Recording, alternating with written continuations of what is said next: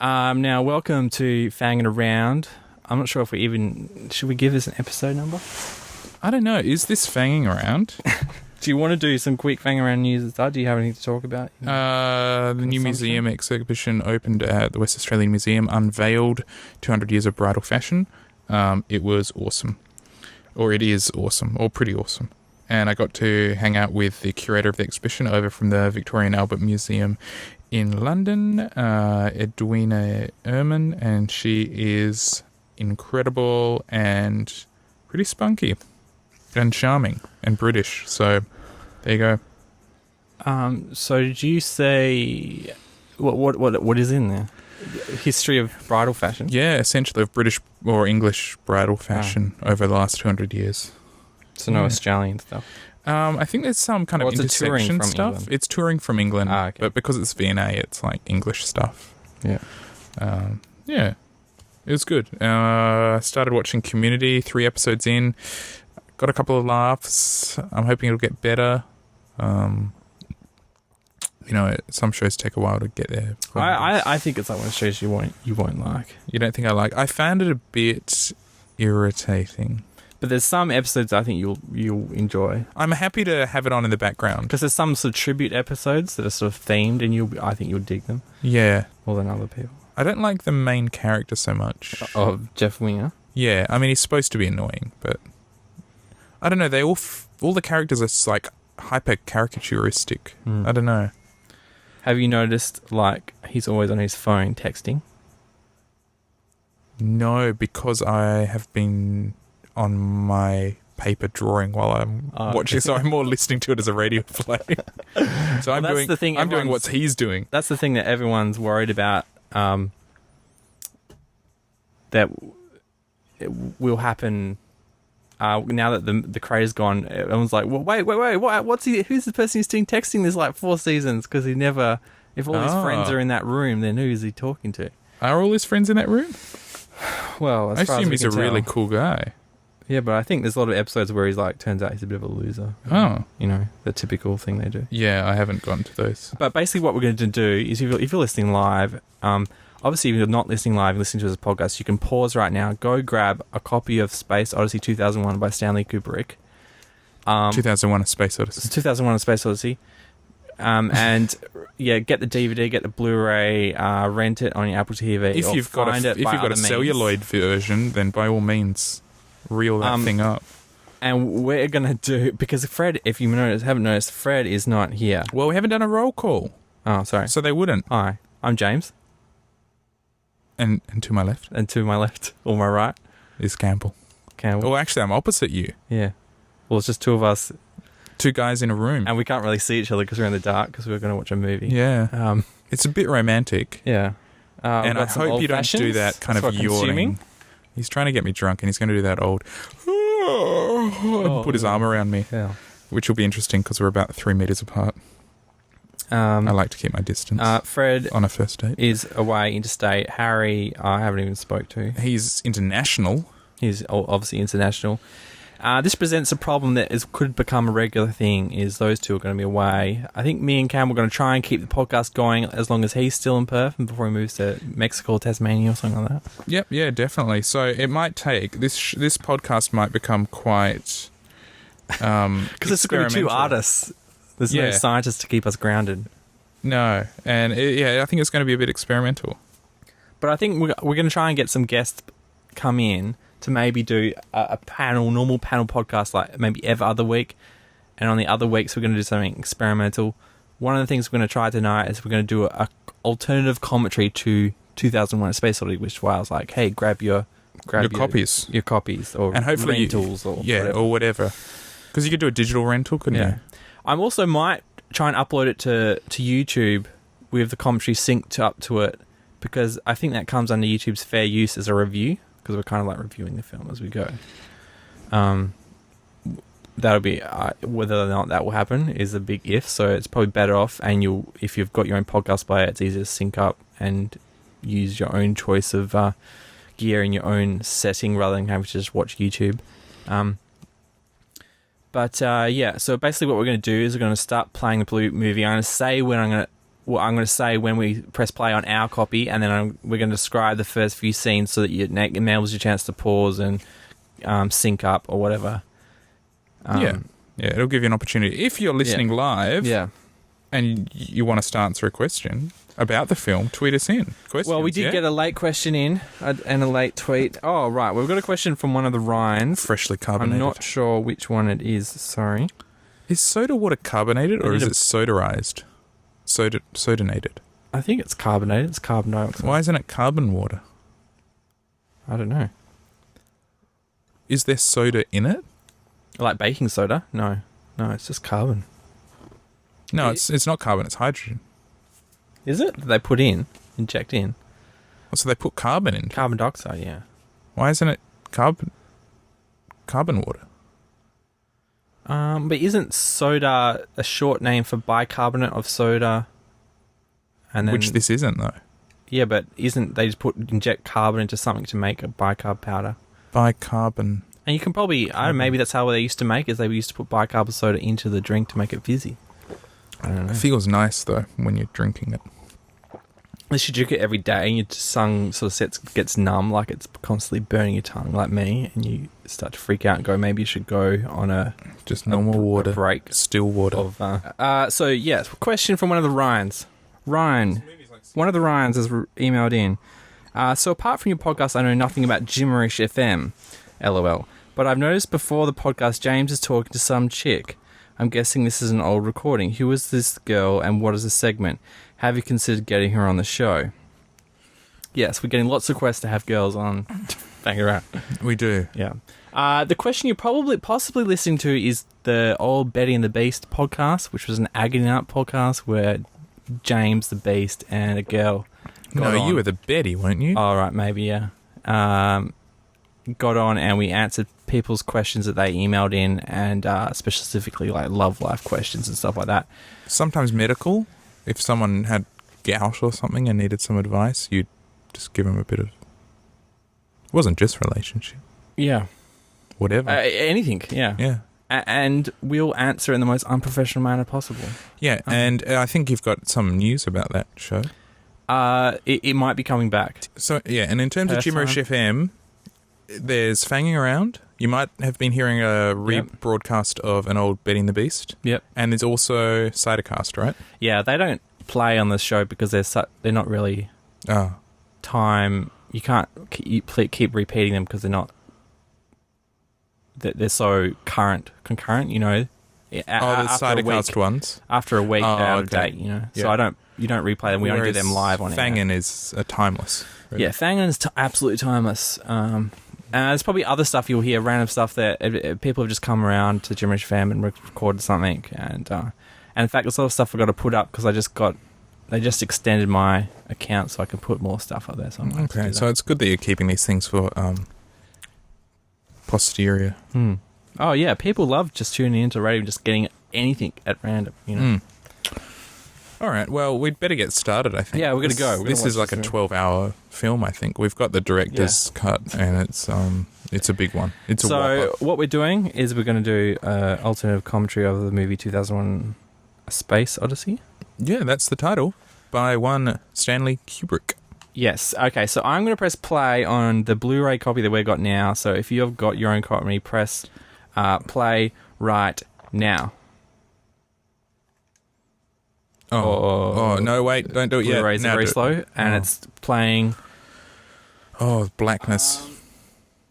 The thing you'll notice about this Space Odyssey, it starts with an overture. So you're just watching black right now. We're just watching black. Can you watch black? You can't. No, none more black. Because your eyes aren't actually perceiving anything. Take this away from the glare from the screen. So, do you remember the first time you saw this film, James? Or the first time you heard of it, or what was your introduction to Space Odyssey? My introduction was that my parents, or maybe it was just at the beach house, had a copy of the vinyl soundtrack. And, you know, had that sort of iconic poster on the front, and I was like, wow, what is this? And, of course, I wasn't allowed to watch it. And eventually, I think I found it at the video store when I was like 11 or 12, and rented it, and watched it, and got really scared by it. So your parents were right? Yeah. And so I put it away, didn't really think much of it, and obviously watching VHS, it's rubbish. And until not long after, maybe when I was maybe first year of high school, I can't remember, it got re-released at least in Australia, at the cinemas for the probably 2000. Maybe it was in year 2000. I think it was 2001 that it was re-released. So maybe I would have been 16 or 17. And I saw it at the cinema, and they had a full-on intermission as well. Did the intermission thing, and I got into it. It's one of those movies I think you have to see on the big screen, sort of thing. Well, you don't have to, but it's a totally different experience. What about you? Yeah, I'm not exactly sure when it first entered my conscience. I do remember my parents had the novelization or the original book. I can't remember if it was based on a book, or was it Arthur C. Clarke wrote a novelization of the film, or they did it simultaneously. Right. So they're working together to develop it, and eventually, because of they eventually went their own direction at some point, but most of it was developed concurrently between them. And I think Stanley Kubrick actually gets a credit as the co-writer of the novel. Oh, right. And I remember the book was laying around my house for a long time, and I don't remember when I first saw it.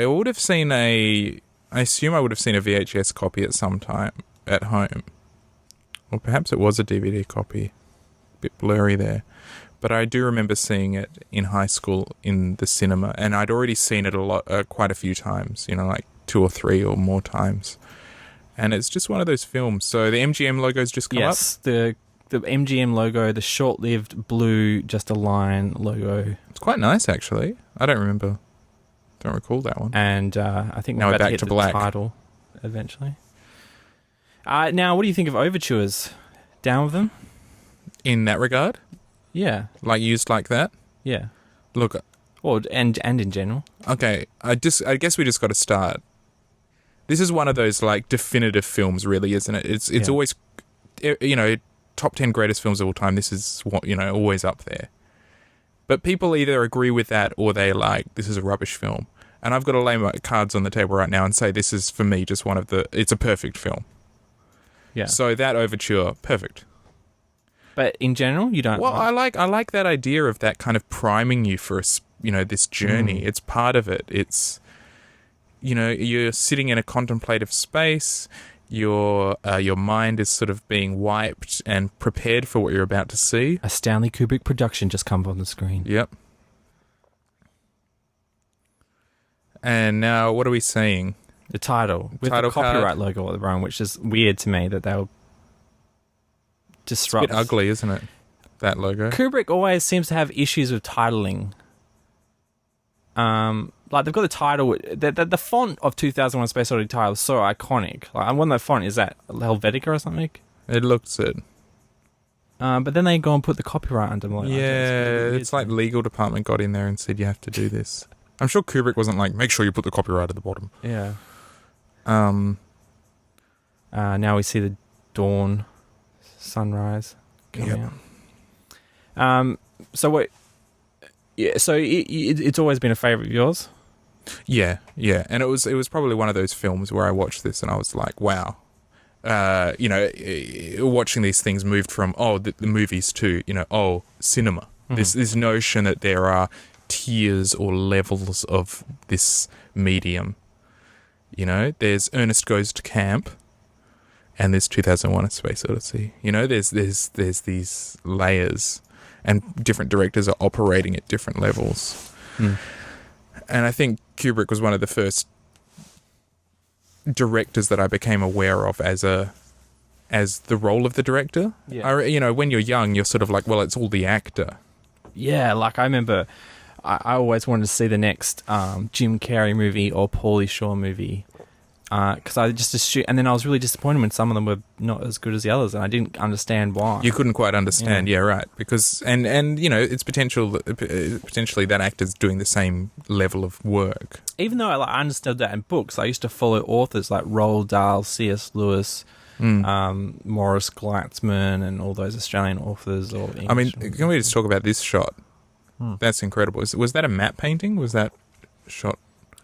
I don't know. It's really interesting. Like this one here's a matte composite. I think the front is on a studio. The back is a front projection. And this is one of the first films that really actually used front projection seriously. Like before, they would project the image from behind, and you would have to see the image through the screen. Oh, okay. But obviously on 70mm, which is this shot, you could really just see that it was just a screen. So they had to they had to go freaky with and use front projections. So they're using mirrors and stuff to project without obviously hitting the actors. Although you can see when you see the cheetah coming up, you'll see how its eyes glow, and that's because its eyes have been caught by the projectors in front of it. Projecting the image in the background. But I don't think that's an issue. Because it looks amazing. Yeah. It has that demonic sort of quality. And can I just say, as a bit of I guess, Luddite, I think this might be the first Blu-ray I've watched. Well, you're seeing it on a crinkly... But even so, I'm quite astounded by the quality. This is so much. Yeah, you could see the tapir there. Its eyes are catching the light. Yeah. Not to detract from it. And this is just fantastic. This is just amazing. The level of detail, the way it's shot, it's just beautiful. And what a way to open a film. Oh, here we go. So there was a dude in a costume there who got attacked by a cheetah in real life. Yeah, I'm guessing so. Yeah. Like, how did they get this all organised? I don't know. I haven't heard any stories about that. No one talks about it. Everyone's too busy talking about how the eyes are reflecting from the projectors. Yeah, but it's always when I was thinking, like who put their hand up and was like, "Yeah, I'll be the guy that gets mauled by the cheetah." But apparently, these costumes at the time were absolutely mind blowing, and they reckon they weren't nominated or given a prize, got awards for it, because I think it came out at the same time as Planet of the Apes, because they thought that they weren't actually humans inside there. Which seems weird to me, because it seems this is the most dated part of the film for me. Oh, really? I'm thinking it's pretty... I'm still impressed. I mean, whenever you put people in suits, you're going to have issues, but... Yeah. But you couldn't get real monkeys, and CGI would probably look even more... I haven't seen the latest Planet of the Apes or not, but... that would look even more dated. CGI would look worse. But you think about the performance that these motion artists are doing, they're doing a great job of acting out these creatures, But the reason why they're doing monkeys was because he wanted them to be like Neanderthals, but, MGM, one of them, didn't want to let the penis be visible. So he was like, well, can I have monkeys where the hair covers up the penis? And they're like, yeah, okay. Oh, really? Yeah. So I guess he's just pushed the timeline further back, though. Yeah. So it's, these sort of chimp-like creatures are kind of where we've come from, so... I'd never really thought about it. That looks kind of penile, that thing that's hanging out. Yeah. I think he wants the penis in there. It was just... Kubrick was a big cock man. To get access to the... to get the rating they wanted for the film. What, the kid audience that he was going for? Yeah. For the big Christmas release? Yeah. School holidays. Look at that. That mouth was great, that little growl that they're doing. I think that fade to black was a bit quick. What do you think? It seemed to happen a bit suddenly. Yeah, well, the problem is, they're all editing by hand, so it's pretty hard to get, I'm sure Kubrick went crazy to try and get the cuts, and even the most famous... Wow, that's brilliant. Yeah. Well, that zebra just looks like cardboard, though. Oh, you think? But you're too busy looking at the eyes. Yeah. Look at that. But yeah, they're the projectors that are projecting the image behind it. But I think that, even if that wasn't the case, I think they should have been shooting a beam of light into the eyes to get that. Because, when you watch those documentaries, there's almost nothing creepier than when Or do you ever have when your dog comes up to your back door at night and you just see its eyes glowing and you're like, oh my God. Oh, if you go camping, you see eyes in the bushes when you're showing it to a train, you don't know what it is. Yeah. So these costumes are great. I mean, look at the eyes that it's capturing, you know? Yeah. Oh, yeah. You had to do it like this. But you know why they filmed it on a soundstage? No. Because he's scared of flying. And apparently he actually had his pilot's license at one point, and he realised how many things can go wrong in a plane that he just didn't want to trust anyone to fly him at all. Really? From then on. So they had to film this on a studio because he didn't want to go to Africa. Like, they had to send out people to do the backgrounds in Africa or somewhere. Right. That's kind of like, who is it, Lars von Trier? Yeah. He refuses to fly, doesn't he? Hmm. So he's never been to the States. The advantage of this is I think they still had ferries going between England and... I mean, that's astounding. Although, was he filming in England by this point? I can't remember. I think this was filmed in England. Now, I haven't watched this film in quite a while. Yeah. At least 7 years, maybe? Oh, yeah. Well, I have watched it recently with a commentary on, and obviously, I assume I watched it when I bought the Blu-ray, which is a couple of years ago now. So it's happening now. It's happening. One of the chimp ancestors is awoken, and we as an audience are hearing this music. It's starting to rise. And this is sort of the beginning. And I got to say, these costumes are looking great. So right smack bang on their doorstep is this thing. It looks... Yeah. And this sound is almost like the buzzing of bees, isn't it? Yeah. Well, this is what scared me as a kid, this kind of music. It really freaked me out when watching it. And I think this was the first film that sort of introduced me to that. And I'm sure there's a technical term for it, but this sort of acceleration of sound that occurs, and then it just cuts to silence. Yeah. And just how powerful that is, you know, where you don't have that release. It's just this. And I think it happens in this, doesn't it, at this moment? Or I could be wrong. Possibly, yeah. But I definitely use that. Like,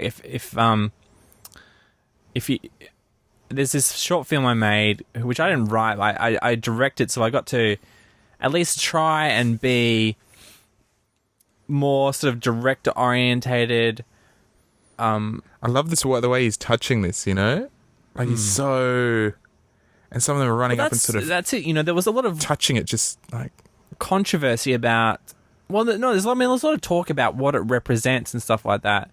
And, you know, Arthur C. Clarke's original idea was to have it being kind of like a television screen showing them how to build stuff, how to use fire and stuff like that.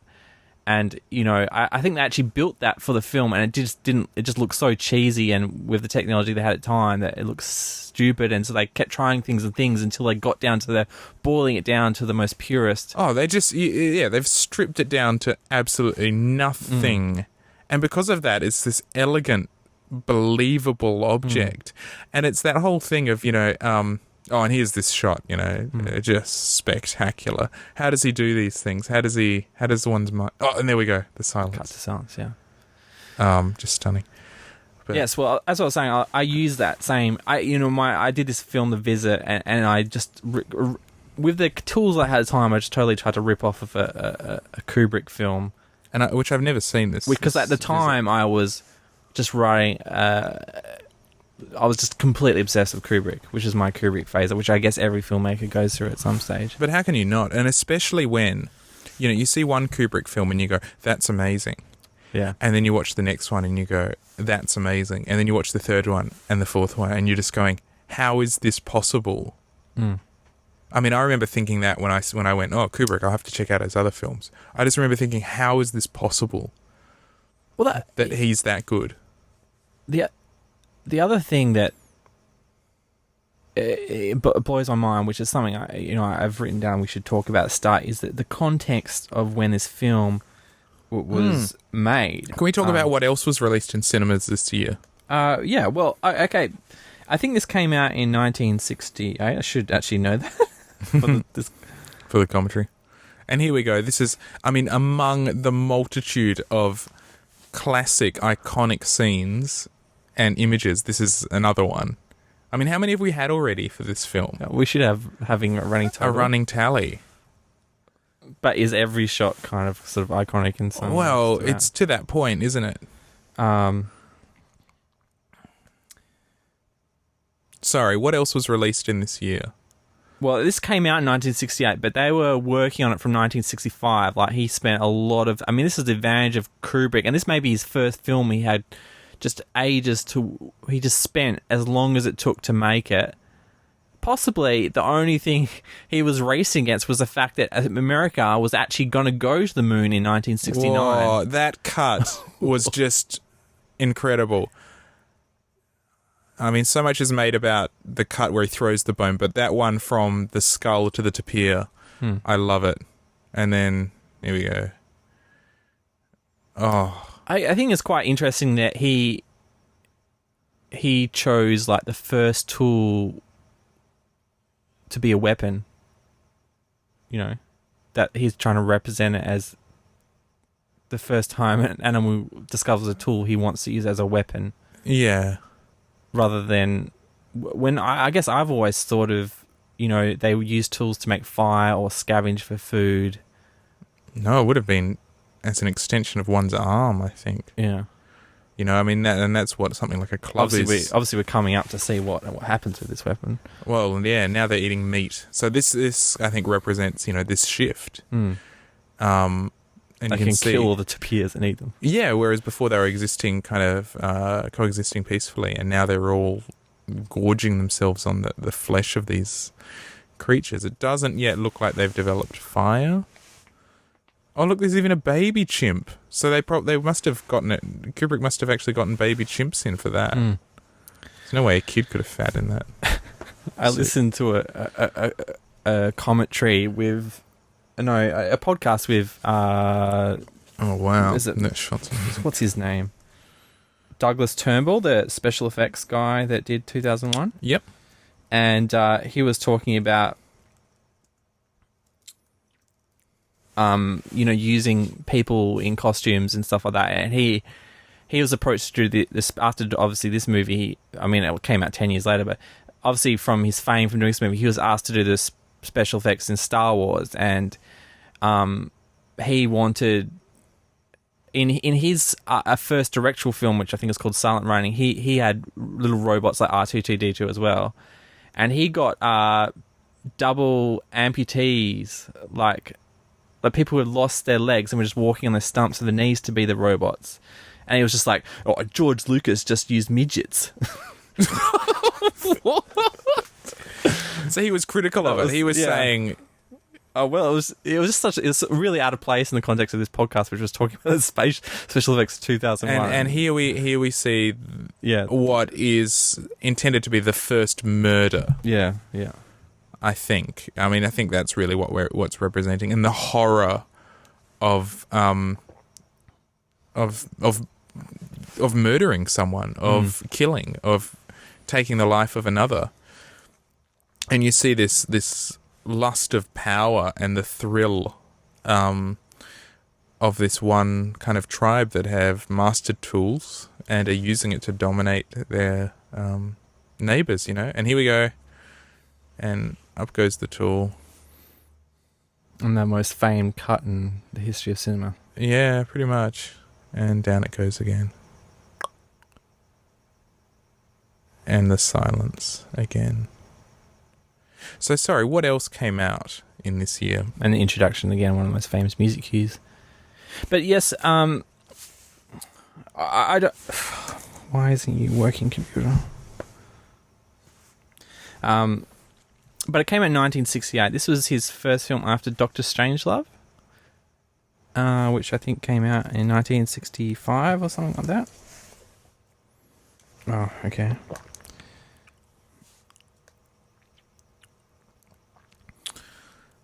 This old-fashioned you've made me is really nice. Thanks, James. That's okay. James put a lot of care into it. I saw he was just cutting the orange and... Oh, you did it quickly, but I could see, you're doing all the bits and... I think Olveshi meant to put a lot of care and time and... Well, there wasn't a lot of time, but there was a lot of care. I could see you ticking all the boxes. And now this effect, this spaceship, the way the light's moving across it, stunning. It is stunning. It is perfect to this day. I can see no faults in that. Well, there is one big fault. Look at the Earth. Oh, are there wires? Look at the Earth. The Earth's in complete sunlight, is it? Because as he was making this, they hadn't seen the Earth. No one had seen the Earth. Shut up. Are you serious? Yeah, when they were making this in 1966, 67, the first people to go to the moon was late 1968, who got a photo of the Earth coming back. The blue marble, right? The blue marble, yeah. Which just turned 40 yesterday or something. I think it was an anniversary of the blue marble photo. Possibly, yeah. I can't remember what trip they went on, but the first time humans saw the Earth as a whole was late 1968, which was after this film came out. So obviously, one of the so-called flaws that people talk about is he didn't get what the Earth looked like correctly, but no one noticed it because they're so busy looking at the majesty of this space station just floating along. And even myself in 2012 didn't pick up the Earth. I was too busy gawping at the beautiful space station. Now, do you know how they got this pen to float around? Wires? No, it's actually sticky taped with the first... This is one of the earliest uses of double-sided sticky tape ever. It'd only just been invented. And it's double-sided sticky tape to a pane of glass, which people off camera are rotating around. And I guess it's exceptionally clean. And I guess they probably post-process to get any dust off, so you can't even tell that this is a pane of glass that they're shooting through. Yeah, and if you watch her pick up like that, you see how she has to rip it off the. And it was funny that the special effects guys are like, "Oh, that actor, she didn't get it right. She twisted it rather than just pulled it, and now it doesn't look real." You know what? But no one knows this, unless you listen to a commentary. Unless you listen to a commentary. Yeah. But even then, forget about it, man. This stuff is just out of this world.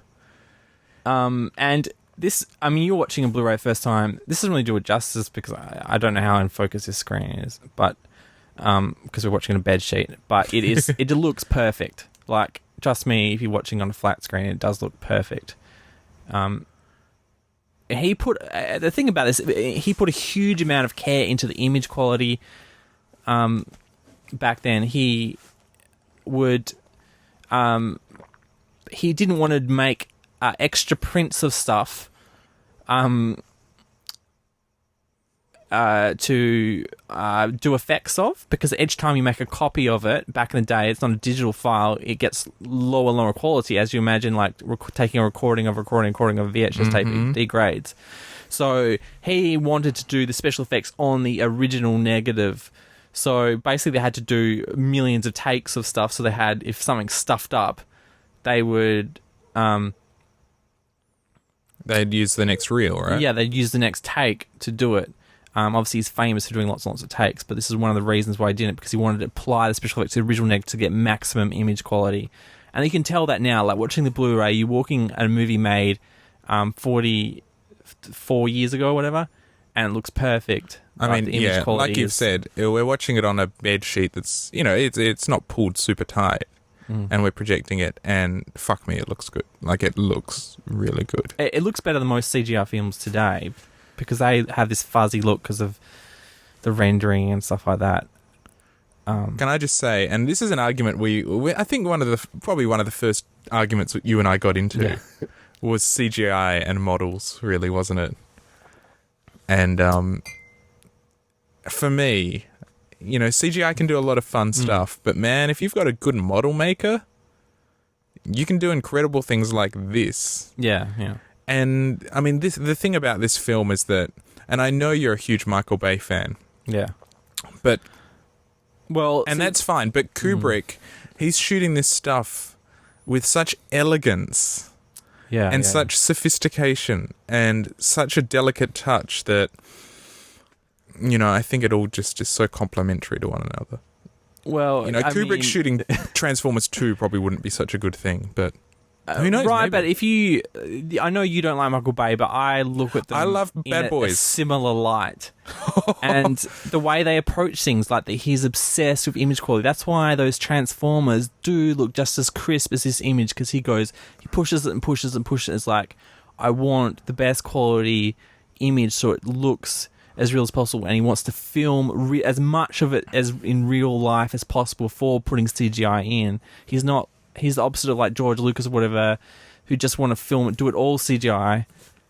And they both go for visual. Sometimes visual. Kubrick has a better balance of. You actually put something. He's trying to put something thought-provoking on the screen. Well, that's the thing. And look, but Michael Bay is always going for the beautiful image, the beautiful image, the beautiful image. Just make this image as beautiful as possible. Yeah, I mean, I think Michael Bay undoubtedly is an uncompromising director, but I think maybe he should be compromised. But I also wonder whether if they gave him the right script writer to. That's the difference, if he had an Arthur C. Clarke. I mean, like, I don't know if you're a fan of The Island, but that he tried to do his own thing there, and it was his only bomb of his career. Well, I just think you're talking, we're talking of two very different people here. Now, this is my favourite scene in the film, just because the architecture just blows me away. Like, why can't we have buildings that have curved floors like this? I guess it's a safety hazard, and I daydream of architecture where you're walking up levels but not having to do stairs. You're just going, using slopes and stuff like that to create this great action. I mean, not to mention the most iconic chairs in cinema, probably. Yeah, and I love how fun those chairs are in space. The Wikipedia page does say who the creator of those chairs are, but I mean, it's so stripped back, so minimalist, so bleached, and then you've got these like bright pink, like spongy, sensual chairs in there, and you're just like, wow, that's fun. And this image of white rooms in space, like, was he the first person to do this? Like, we've seen this all over the place, but was he the first one to do that? And I mean, this is such an influential film that every person that. But I mean, this is kind of this is pre-space, isn't it? Like you're saying, this is pre-people going to space, right? People were in space as he was making it. Like, it was while they were making it, like, the first moonwalk happened. The first soft landing on the moon was in 1966, I think, by the Russians. So, but then even back, the images back were just like television pictures. There weren't high-quality pictures. So it's amazing how they sort of captured the eye. We will see that later when we get to the moon, but... what's also nuts about this film is the level of detail in the technology. Like, I think the reason it took like 4 years to make is just like, hey, we got to research what a Skype console would look like if we don't know what Skype is.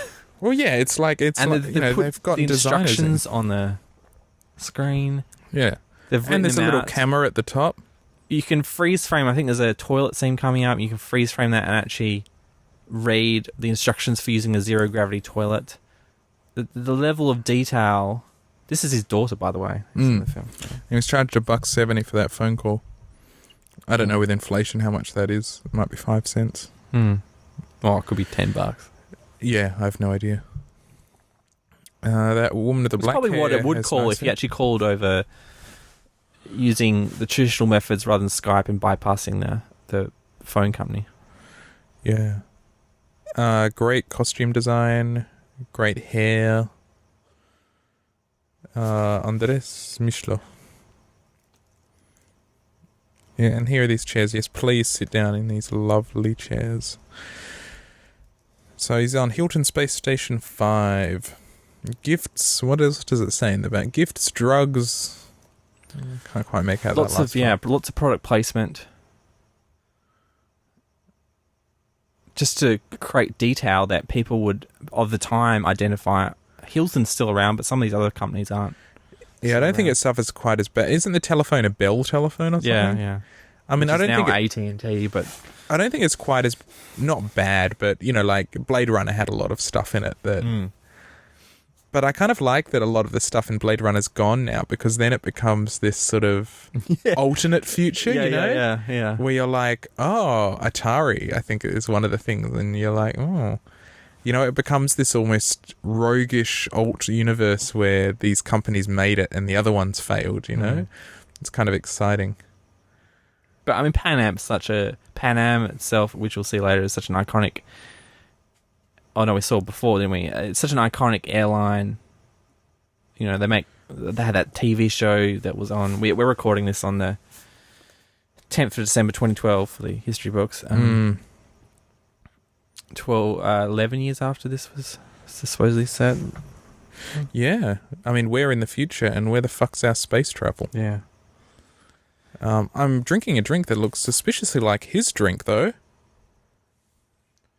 The ice is melted. The bright red Dijon chair. Is that red or is that pink? Designed by Olivia Moog in 1965. Well, this is what the Wikipedia page says, but it could be... What are your eyes telling you? I'm saying pink. Yeah, that's fluoro pink to me. That's intense. People are still drinking coffee in 2001, apparently. Hopefully it's fair trade. And I think they're speaking to Russians, which is the book, I think, and the original script, the tension, the Cold War was dealt with a lot more. And that's a huge topic of the sequel 2010. Did you ever see the film 2010? Yes. And? It's good. It's completely. It's a completely normal film. Oh. But that follows up on the limited narrative of this film. Well, I was going to say, what narrative are you going to follow up? There's essentially nothing. Well, it takes off from this guy here on the left. The brown suit, I think, is Dr. Floyd or whatever, isn't he? And he's played by Roy Schneider, and he gets blamed for the failure of the mission. Sorry, Roy Schneider from Sequest DSV, right? Yeah. And Jaws and stuff like that. Yeah. And he gets blamed for the HAL incident, does he? Yeah, and the crew dying, and so he wants to go. He's determined to go back out to Jupiter to find out what went wrong. So he jumps on board a Russian spaceship because the Discovery 2 is still being built, and he's worried that if he doesn't join the Russians, then they will get to it first and, get freaky on it. Can I just say, watching 2001 quite a few times, not once did I ever wonder what the fuck. I wish they'd make a sequel and explain this stuff. It's so self-contained. Yeah, it's a completely different film. Like, this film is the plot sort of irrelevant to it. So, in terms of Kubrick, what do you think is your favourite Kubrick film? Or do you have a ranking? What do you think? I haven't seen Lolita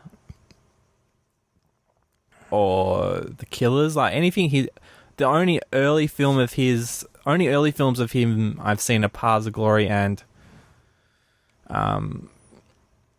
Strangelove. Like I think it's The Killers.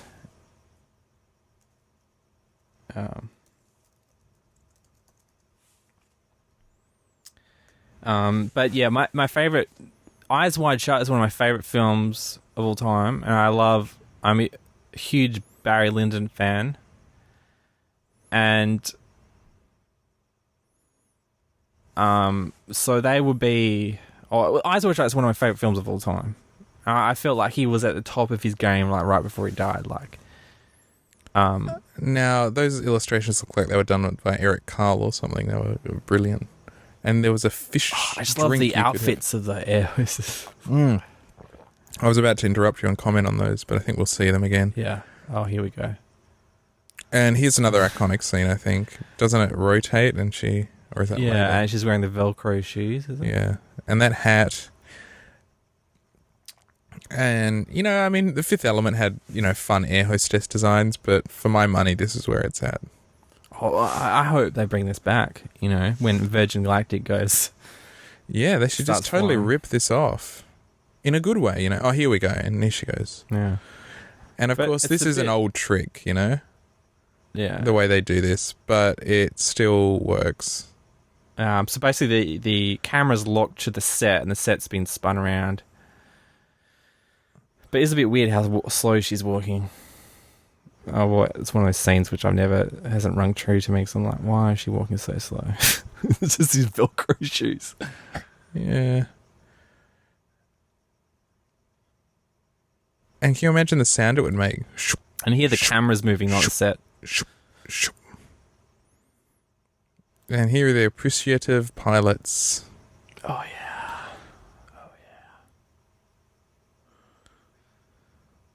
So on the wiki article for Stanley Kubrick, it sort of lists notable works, years active, influenced by, and then influenced.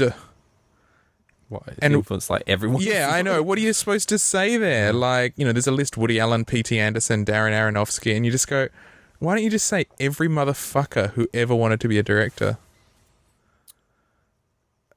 One of the greatest filmmakers of all time. P.T. Anderson, like I don't know if you've seen There Will Be Blood and The Master, but I haven't seen The Master. He's really going for some kind of Kubrickian sort of trajectory. Yeah, I mean, when I saw There Will Be Blood, it felt like I was watching a Kubrick film in the best possible way. Yeah. He was doing all that thing that we were talking about with the acceleration of sound and then the silence. And I mean, I think the first sort of like half hour of that film, there's no dialogue, is there? Yeah. And some of the score music he's taken is clearly like he uses that same music that we saw when the first sighting the obelisk. Yeah, but in the best possible way, because he pulls it off. And I think, a lot of directors are kind of, there's this massive list of people that are influenced by him, but a lot of people are reluctant to take on this sort of level of seriousness or sincerity that Kubrick seems to operate in, of like, I'm going to make this motherfucker as beautiful, as wonderful, as awe-inspiring. It's going to be slow. I'm going to take my time. And I know studio has a lot to do with it, and studio, wants, step up for. But, well, it's just amazing how much control, I think it's MGM made this, how much control he got.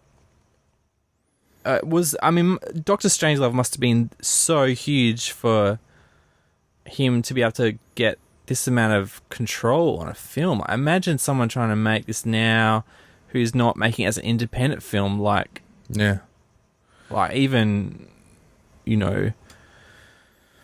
I don't know. But if I were a producer, if I were head of studio and I'd written him a blank check and gone, come back when you're done, and he came back, 4 years later or whatever, and was like, all right, I'm done, here it is. With this. Yeah, I'd just be like, I don't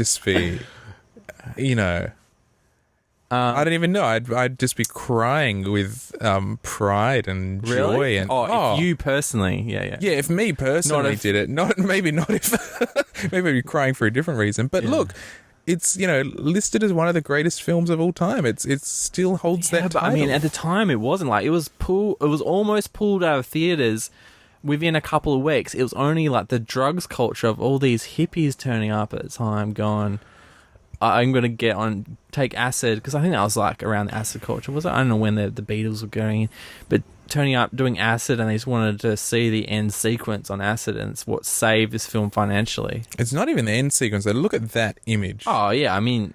I know what you're saying, though, but I mean, this whole thing is a trip. Oh, this is such a fun part of a film, like, and this moon base, wow, look at it. It just looks amazing. This looks... And the way the light, look at the shadow to the right, opening slowly. I mean, the detail that's there is... It's just the sends most a shiver. Amazing model, I guess. Is it a model? Yeah. Oh, yeah. Models, baby. Obviously, you can see the people in the little rooms there. That's projection. And they were really hard to do back then. Now, today, you can do that kind of stuff in a computer in 5 seconds. But back then, that was super hard to do. Not to mention the techniques he was using it to apply it to the original film and not make copies. There's some scenes like they would shoot, the people in the rooms, and the exterior that scene. Suspension was great. Yeah, like a year apart. Like these people in the rooms you see here, All right, the scale of that's really hard to comprehend until the lift lowers. Yeah. And that looks so womb-like. That looks like an umbilical cord, that red, that pinky red. Yeah, and the detail in these rooms is amazing. I mean, if that arm that's pulling down the thing is I don't know what the scale of his models are, but I don't think they're that big, like maybe 30 feet high at the most, or something I read somewhere, but the biggest models were. But the detail in that arm that's pulling down, all the pieces. Oh, that orangey colour. But yeah, so that would be the people in the rooms would be filmed a year apart, so that they would actually have to freeze the film because they wanted to expose the film at the same time when they applied them together. And look at this guy with his little camera, his checkered suit. That suit's great.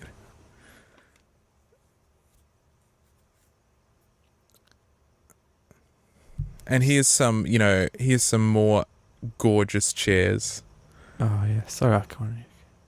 I mean, they've gone from those pink sensual chairs to these sort of blue industrial bucket things. And it's funny because everything else, all the other furnishings, all the design is so stark, and then the chairs they have so much fun with. So I hope, like, because Mad Men must be approaching the era of this film. I hope that we start seeing more furniture like this as the film goes on, like these kind of... I hope the last episode of Mad Men is Don Draper watching 2001: A Space Odyssey. Yeah.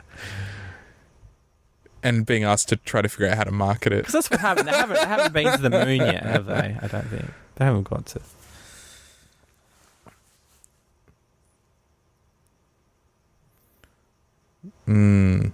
This is great. And this is one of the main dialogue scenes in the film. I have no memory of him talking.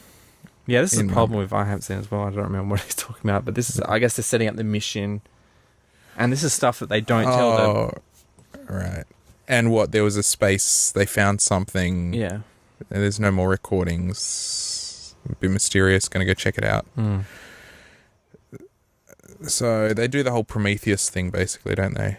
Except the obelisk itself, like a lot of people like want to interpret it different ways. I always saw it as a really simple thing, that it was just like with the Dawn of Man scene, that it was this object that was so pure that it was clear to the monkeys or apes or whatever you call them that this is not natural, that it is completely devoid of the chaos of nature, and it has been crafted, and just by seeing this object, let alone touching it, just sets off a catalyst of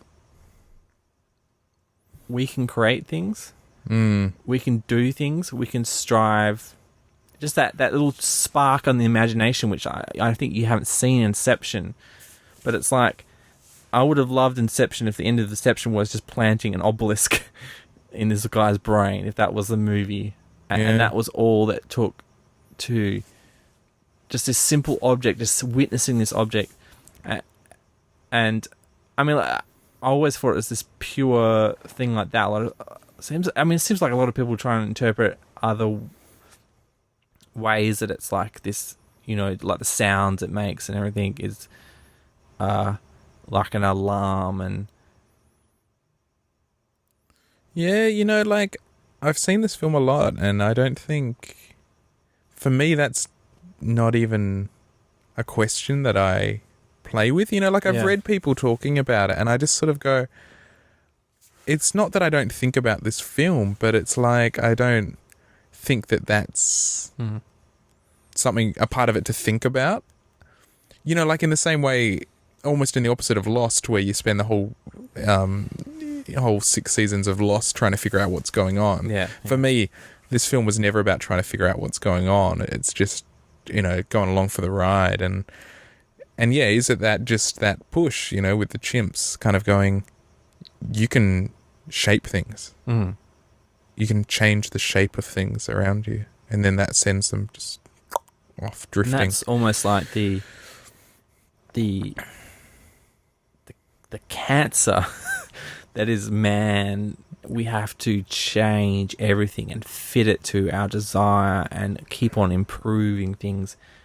And that's the only thing that's consistent. Like, even though we're 2012 now and we're not space traveling, we're always trying to perfect other things in life now that have taken our interest, like the smartphone, getting the smartphone that does all the things you need it to do, and the car that has the right amount of air conditioning and stuff like that, and getting from A to B with the least amount of trouble.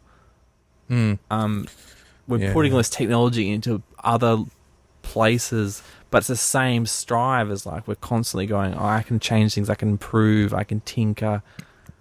It's interesting, we're recording from Australia, in case dear listeners don't know, but one of the interesting things about Australian Indigenous culture and its cultural beliefs, and one of the reasons why it among the multitude of cultures on the earth is kind of almost unique and wonderful in its is, I talk about Australian Aboriginal culture as though it were a unified thing, which it's not. It's a multitude. It's like Europe. It's so diverse and vast, but there's this grounding belief or this principle that their role on Earth, their role in this garden of Australia, is not to better the place. It's not to improve. It's not to shift. It is to maintain its perfect state as it is and as it was when it was very first created. Yeah.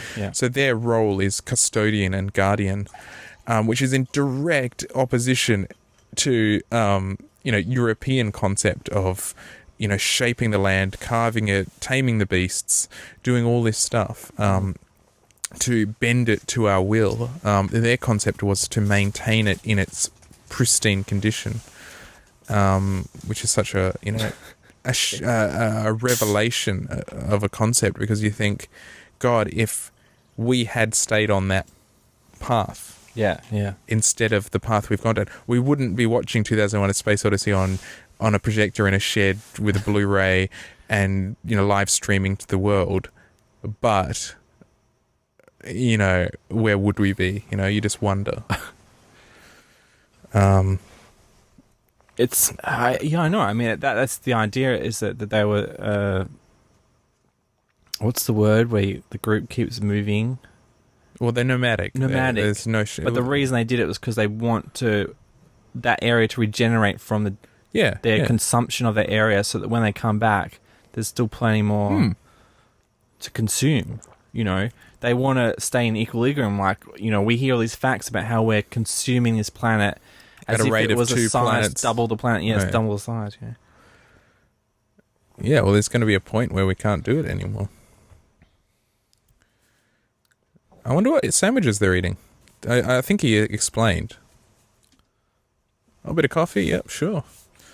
Well, I wonder what sort of sandwich it was. I think he told us. It looks like a cheese sandwich. Well, it's interesting that on the moon you're allowed to have sandwiches, but while you're in space you have to drink out of straws. Which, again, there was not much space flight before this. Like, obviously, they had seen that, there is some gravity. They knew, I guess, right about now that they're putting the first landers on the moon. They knew there was some gravity. But they had the first spacewalks. They knew, obviously, the guys in space, as they were making it, they were obviously improving it as they went, based on the knowledge that was coming down from the space race. That, we had to drink out of straws up, in orbit because it got messy, Yeah. I mean... And here we go, this sort of bumblebee sound is appearing again. That was... And again, there's this image of the Earth, what they're capturing of the moon, but we hadn't seen the moon. They're doing this just based on what telescopes on Earth could see of the moon. Yeah. So we're watching this with, the eyes of a generation that have been there and done that. And we've seen the high-res photos on Wikipedia that... Yeah, I can go on Google Moon and go stroll around sort of thing. But at this point, there was a lot of conjecture. And it's getting, suddenly he goes to handheld every now and then. Yeah, which is a really interesting choice because, he does these, he's known for these framing shots where everything's And I think on our podcast we spoke about it before, this wonderful sort of supercut of, a huge... Oh, the symmetry. Of his symmetrical centered frames. Or they're not... they're one-point perspective shots that he does. And he's sort of known for that. But then, every now and again there's cracks out a bit of handheld. Now, I'm a big fan of NASA and watch stuff on ISS, and the actual video feedback they get when they're moving the arm around the space station is not that much dissimilar to what we're seeing on the screen right now. Yeah? Yeah. It's pretty I love this super limited. pit. I remember, I don't think it's super, but I love this pit. This is actually... He chose the studio where he wanted to film it based on this was the only studio he could find that could fit this pit in, because I think they actually dug it into the set, into the the studio. I love this. I know Kubrick, Eyes Wide Shut, was on a set on a big soundstage, but do they still shoot things on sound stages? Unless they're doing green screen. If they're not doing green screen, do they still shoot on sound stages? Yeah. I think mainly TV shows though. Right. It probably depends on... in Eyes Wide Shut, I think he deliberately did it because he wanted it to seem a bit artificial. Because the street scenes are. You kind of go, oh, they look a bit And because it was one of the few movies where you just see the whole expanse of the street, where I think when they use it in other movies, they're doing sort of close-ups on the characters, so you just see the general background and you're not really... Yeah, right, so they don't have to shut off the whole street or whatever. Yeah. Or they shut off the street, but they can only shoot one side because everyone's gawping. And they possibly film the actual wide shots. Yeah, again, as we're approaching the obelisk, like this sort of first-person view of, like, you're one of the... Yeah. Which is... But for some reason, it feels so seamless. Like, you don't get... It isn't jarring. It is, I think, subversively, like, if you're watching this... what's the word? Where you're sort of below your conscious, like you so it's subconscious, right? You're subconsciously. I'm sure a non-film student is watching it, going, "Oh, something different." Like, well, your point of view shifting, like you said. Yeah. Now we're observing. Sort of before we were one of them. Now we're one of them again, and you do feel that tension because you're closer now. And these shots here, you can really see, like the Blu-ray. This could have been shot yesterday. This looks like it was shot yesterday. On a HD camera, like. So what was it? What film was he shooting on in this? You said earlier. I think it's like this camera design 70mm, not IMAX 70mm, just regular 70mm. And Kubrick, but that may have been just some of the effects scenes. Like this stuff here, the handheld could be 35mm, but I know it was pretty hard for him to. He did it. I think he did all the handheld stuff. So where you can actually see, apparently, if you freeze frame in one of these shots, you can see him reflected in the visor of the man because he's holding the camera in the handheld shots. He himself was holding the camera for the handheld. Yeah. Oh, wow. I mean, this shot's gorgeous.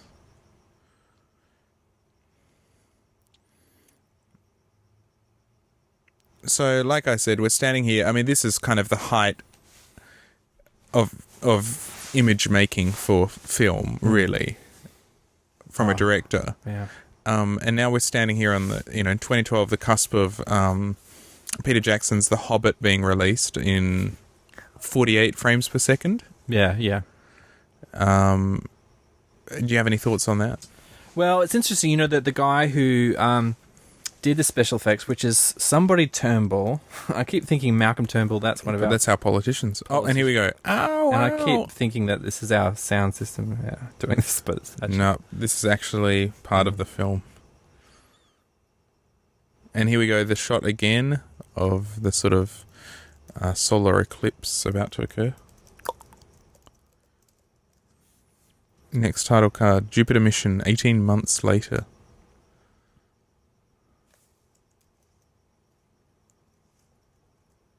And here we go, another spectacular model. Douglas Turnbull he's one of the main special effects guys at film that's famed for this film, and I talked about him a bit earlier.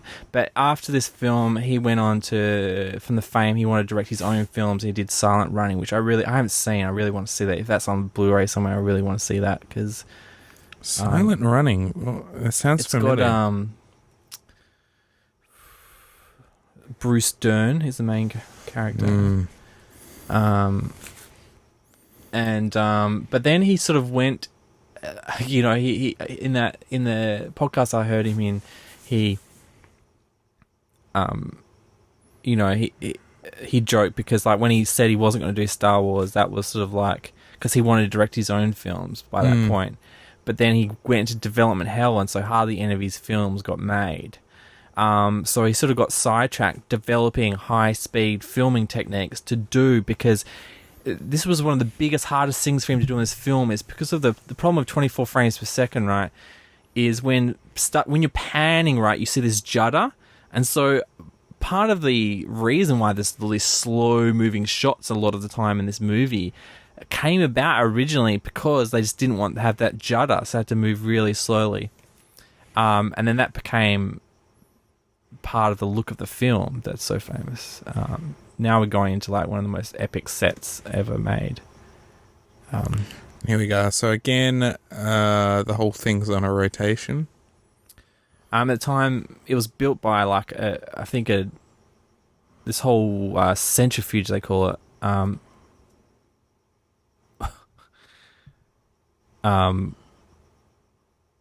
Was built by an aerospace company in Britain, I think, and it cost at the time $750,000, which is probably like millions now. But look at that! Look at what you're getting out of that, millions. So we're going past all the cryo chambers, I guess. Going past the consoles, beautiful design. If this were a film today, if this were released today, that set design, you'd just be like, "Yep, 100% believable." Oh yeah. In its elegance, and I even love those sarcophagi sort of thing that the crew are in. And is this our first look at Hal? Possibly, yes. It sure looks it. Almost the main character of the film, who's introduced. I don't know what the time is, but many minutes into the film. Now, you see that the guy there is eating his meal, and this guy's walking down, so gravity's facing away. So that guy's actually strapped to his seat eating breakfast. Upside down in this huge set. And now the set's rotating, so the guy can walk. And you'll see his breakfast, the design of that breakfast is basically based around the fact that originally it would just fall down, and they would have to spend a whole day cleaning the set because, Kubrick wanted it to look perfect because this breakfast would just go flying everywhere. So had to get this sort of gelatin stuff that you'll see him eating at some point that would just stick in the thing so they wouldn't fall down when they're doing these movies. Sort of doesn't look that pleasant, the food. It looks pretty nasty. He's eating it with a knife. And the first sighting of an iPad. Wow. Famously cited by Samsung in the trial, Apple versus Samsung, about who was copying who, and they're like, hey, look, Kubrick had iPads in 2001 and 1968. Which even when I first saw this film... Oh, sorry, that's a fork he's eating with, a gorgeous fork. Yeah. Even when I first saw this film, those things were amazing. They're just something of the future. Now we actually have tablets that are higher resolution than that, and I think there's actually under those tablets there's actually a 16mm projector projecting an image onto that tablet on the TV built into the set. That's why you don't see them pick them up, I don't think. Every screen is a 16mm projector, and so the outside of the set is just sounds like a factory floor because there's 200 16mm projectors projecting images, and so every now and apparently every now and then you see scratches on the image because obviously they took 2 years to film these scenes, so the images got pretty bad quality by them.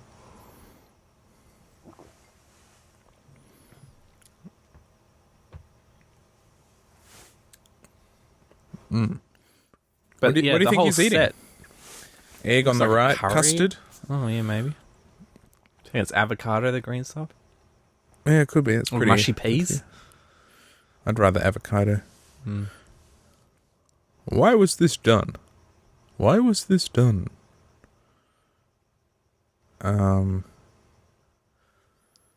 some emergency revival You could procedures. probably pause here and actually read what the detail they put into the emergency things. But again, just imagine like building this set, being told, "Hey, we're going to have this computer that's going to sit on the table." So you have to build a set to fit a projector in to project the image onto this thing.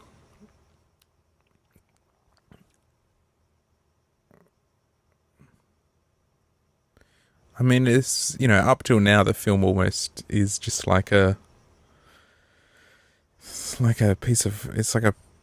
spec sheet or like a bit of concept art for, hey, let's go to space, Yeah. But it's enthralling. It's and just, I think it still is enthralling. It's just crazy to me, like, the idea to make it, the actual setting almost like a documentary, but it is a pure art film where you're meant to go in there and think about things. And here's Hal's first voice. Oh, he's being interviewed, is he?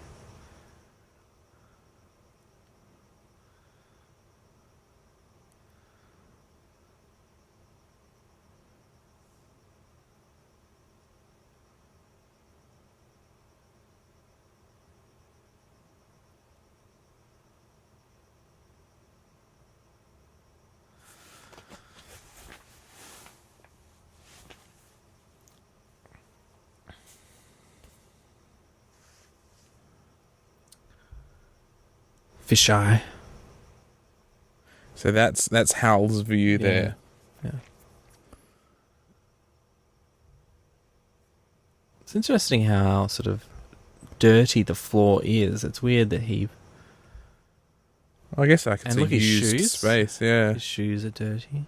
Whether that's intentional, like you'd think with Kubrick it is intentional. It has to. I mean, you look at everything; it has to be intentional. Yeah. It can't. No, you can't just be like, fuck it. Let's have your shoes got a bit dirty. We'll just leave it. Can't be bothered reshooting. Like, you look at everything is so considered. It has to be. So they had to sync up those two projectors. I'm just thinking that. Yeah, you have to sync them up. I'm guessing perfectly. I mean, I don't know whether they explain it. Like, are they getting this signal broadcast to them, or is this like a download that they've downloaded? I guess because the internet wasn't even around. That's the biggest change in our society, really, is the internet. So they're picking up a broadcast, I assume, which is a documentary of them. But it's also believable, We watch it and we're like, oh yeah, they're watching something on their tablet and they're having breakfast and...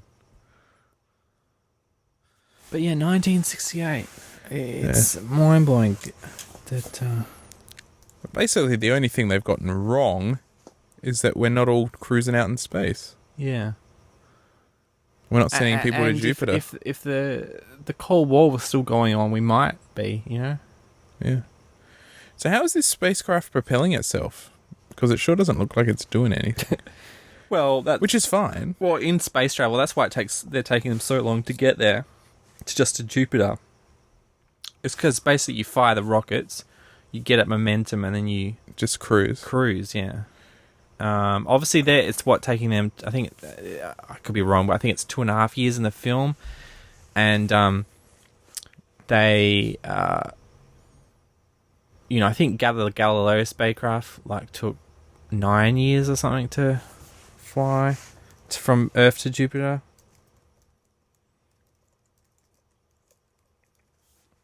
It was actually, the book is set around Saturn, and the reason they didn't make the movie set around Saturn was because they couldn't get the rings to look right. Oh, okay. They just, for whatever reason, and despite all the amazing things they did with special effects, they couldn't get Saturn to look good, so they set the film around Jupiter, which seems to fit in well, because in 2010, the big object is Europa, which is actually the possibility of life on Europa, which is a real thing. Like, we think Europa's one of the most likely places to have life in our solar system other than Earth. Europa's the frozen moon planet, is it? Yeah, with Jupiter, yeah. Sorry, the frozen moon. With they think a liquid ocean underneath the frozen crust, the frozen mantle, yeah. Cool. It was launched in 1989 and it arrived at Jupiter in 1995, so it took them 6 years to get the Galileo spacecraft to travel from Earth to thing, and they're doing it in 2.5, I think. So the other thing... And the other thing, this is before Voyager, so no spacecraft had even visited Jupiter. So they had to design what Jupiter looked like based purely on what we can see from a telescope here on Earth, which is pretty mind-blowing because they nailed that better than they did the Earth, what Jupiter looks like. Well, I guess, they had a better look at it. You can't see Earth. Oh, look, chess, still a popular game. And that's believable as well. The spacecraft was also originally going to be solar-powered. Yeah. But then they took that out, and one of the justifications for it was someone came up to them and said, solar cell panels won't work in out that far away from the sun. But they've just released the Juno probe, which was launched August 5th, 2011, about a year to 18 months ago from when I'm recording this now, and that is actually solar powered, so they've actually got solar panels that can actually work effectively out at that distance now. At that distance. It's one little bit of fact. Tidbit. So they could have even been even a little bit more accurate. In 2010, they explained the reason why they're putting in hypersleep is because, not for the aging reasons, but just because you'll go nuts just sitting around for 2.5 years in this shit. I think that's kind of fair enough. Don't you? Yeah. I think it'd lower... What would you do? I know we've talked a bit about going to Mars on Fangin Around podcast, but would you want to go into hibernation, or would you want to use that time alone I think I'd finish a novel or something? Yeah, I think... What, do I have the internet and stuff? I don't know. I mean, obviously it'll be on a delay. Yeah, I'd rather stay awake. But... Can you hold it a bit closer? Obviously you can keep an eye on that pesky HAL 9000. Make sure it doesn't murder you in your sleep. Now, who drew these? I don't know.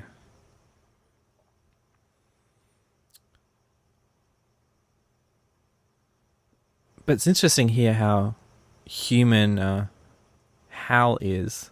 And how robotic this dude is. Yeah.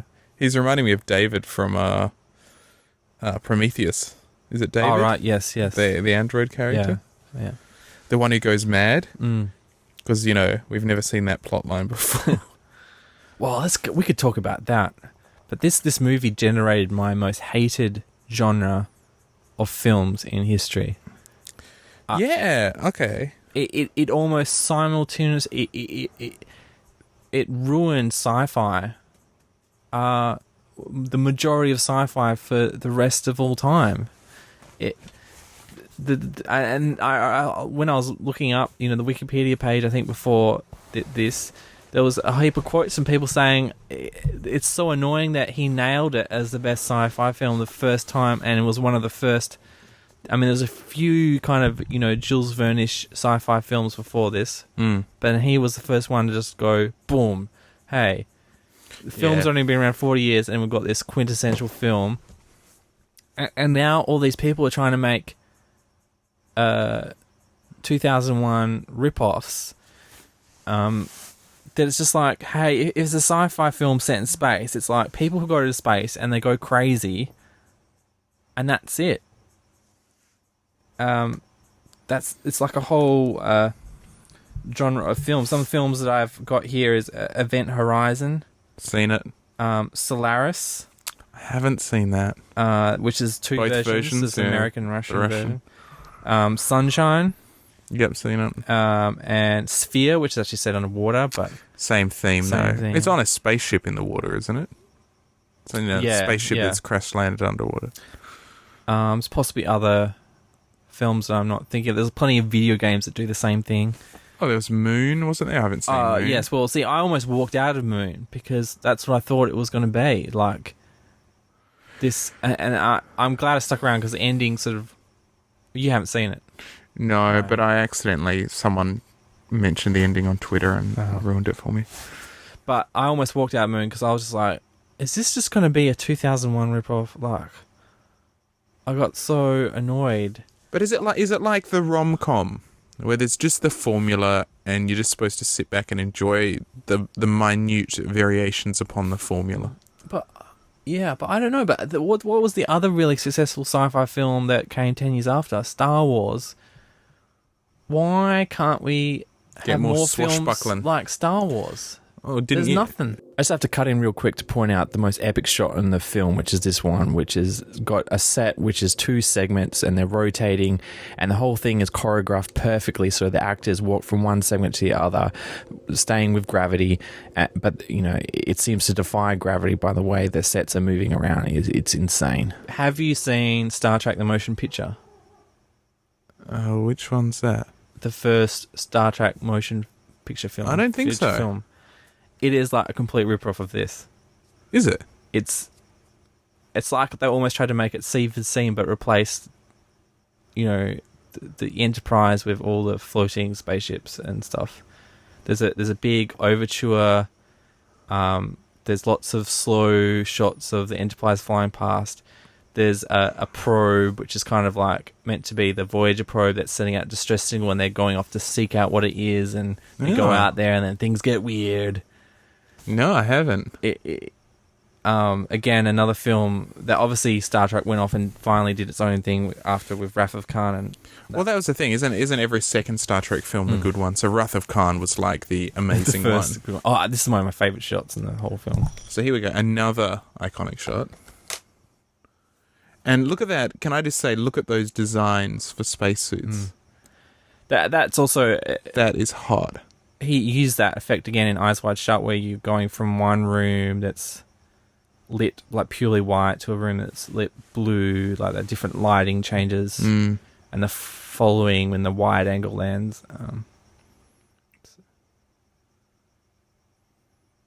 Just imagine like the production of having to design these spacesuits. Like in some of the special features on the Blu-ray, they're talking about they were hiring people who were involved in NASA. Like, hey, what are you thinking about doing spacesuits? Because we need to sort of design them for the art purposes at the same time as you're designing for real world. You know? Yeah. Wow. How did these guys end up with coloured spacesuits though, as opposed to the white ones? I don't know, maybe it's just him just going. Or rather, why didn't the NASA? contrast would look awesome. Yeah. Apparently, this is a sound of Kubrick himself breathing. Oh, hot. Don't know if that's true or not. That's so if you got a Kubrick fetish. Yeah. Some nice asteroid effects. Just, ooh, that felt like that was going to hit me. Another iconic shot. Yeah. I love the design of this pod, which is incredible. But yeah, again, you know, you've got this really stripped back designs, and then like you did with the chairs in both of those scenes, the blue chairs, the pink chairs, and now we've got the spacesuits where the colour's just like pow, you know, right in your face.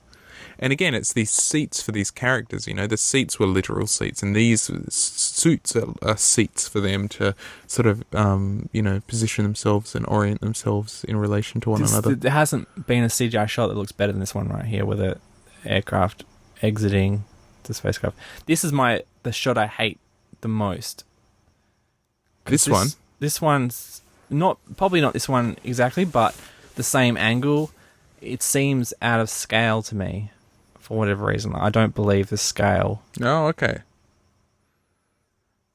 Like this pod looks way bigger here than it did when it was inside the spacecraft. Like,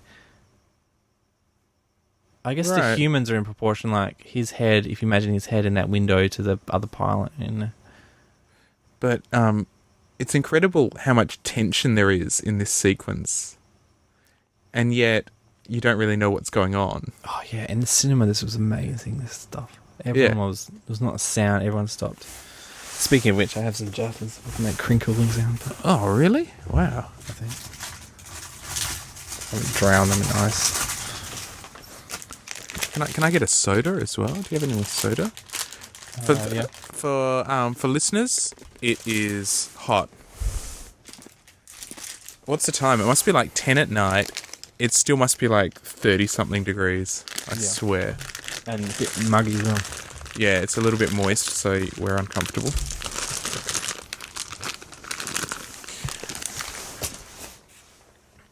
Yeah, it's entirely unpleasant. Not at all like being in space. Oh shit. What am I doing? Oh, thank you. Not being able to rub your nose. Whoa. You get an itch. So this is incredibly tense sequence. So tense I need to have a drink.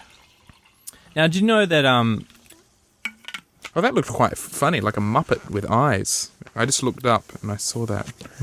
It looks a bit Muppetish. Did I know?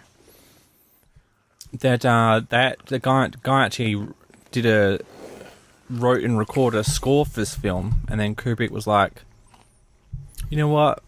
No.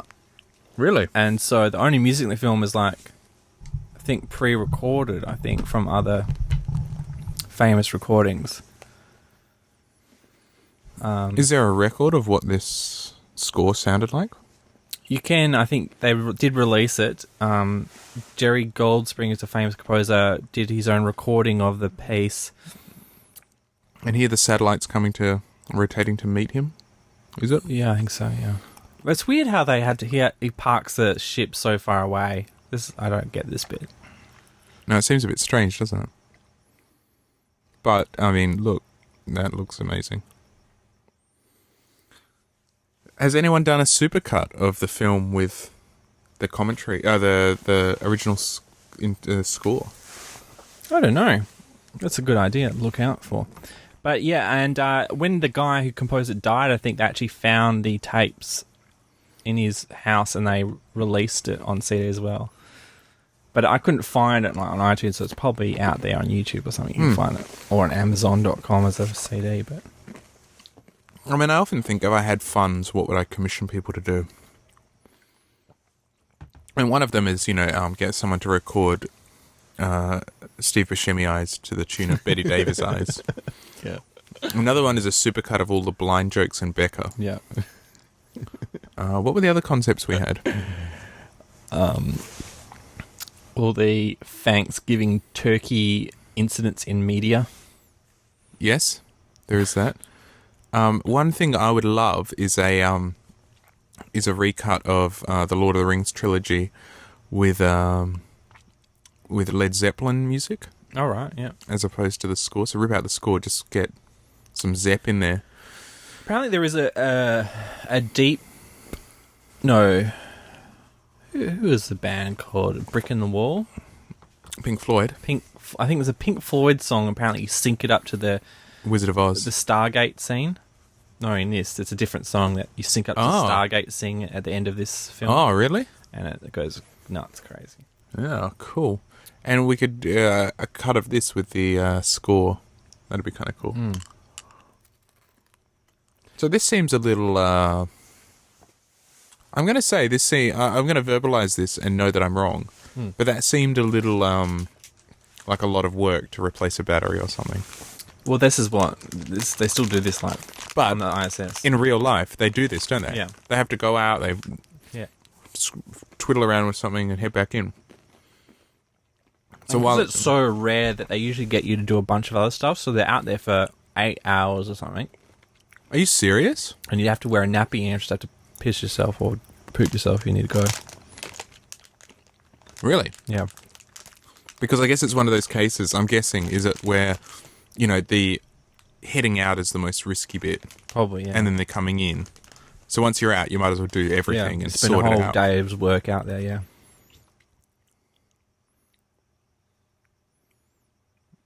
Look at those steely blue eyes of his.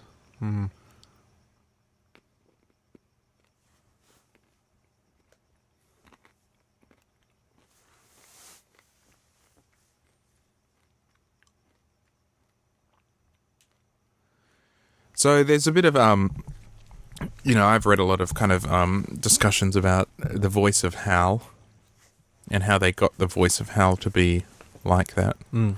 And the last story I kind of read that had been semi-confirmed was that the voice actor, was given just all of the lines all out of order, and was just told to do a recording of them without any context, and just told to be really just monotoned about it all, pleasantly monotone. Also, it was told. Is that true?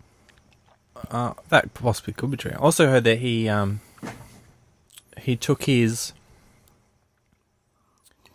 shoes off and put a pillow on the floor and rested his naked feet on the pillow to help him relax, to sound so calm and collected as he spoke. Oh, really? And was Kubrick breathing heavily over his shoulder while he did it? I think so, yeah.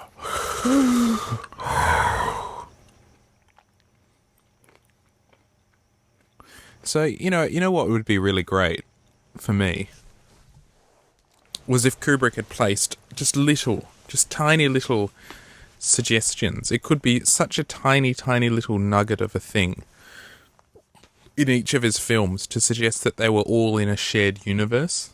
All right, yeah. Because I don't think any of them contradict one another, really, do they? Well, Strangelove, everyone blows up, right? No, that's true.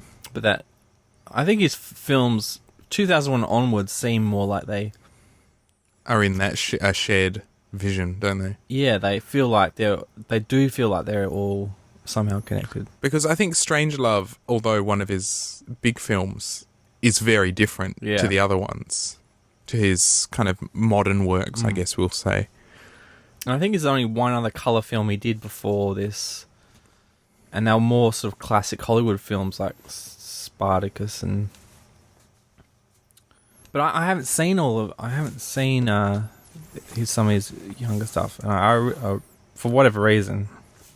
Because there's no reason why. I mean, where would we start? What's his earliest film? I mean, I guess we're going to be saying that, within this film, it constitutes part of his earliest narrative bits, kind of, in terms of chronology. So there was, I don't know what's feature films and what was documentary, but it was Killer's Kiss, 55, The Killing, 56, Paths of Glory, 57, then Spartacus. So we got Spartacus. I mean, that was a huge film. But he didn't write that. He kind of came in and fixed it up, didn't he? Someone quit. I don't know. He got put in that as a fixer-upper. And then Lolita, which I haven't seen that either, but yeah, I heard that's where he starts getting more iconic. Yeah. Spartacus is filled with lots of big... I think it's just the tone of Spartacus is so kind of adventure-y and light that it does mask some of the other stuff. I mean, Paths of Glory has some really iconic Kubrick shots, but Okay, so we could say, apart from Dr. Strangelove, you could say Spartacus, Lolita, 2001. Oh, look, there's A Clockwork Orange. But that could even be set at the same time as 2001. But just on Earth. You're not really dealing with... You could be dealing with, in 2001, the highest levels of human aspiration, and in A Clockwork Orange, the lowest levels of humans existing in the same space. Barry Lyndon, The Shining, Full Metal Jacket, Eyes Wide Shut. Those films all have a very similar tone, especially the way he gets the actors to act.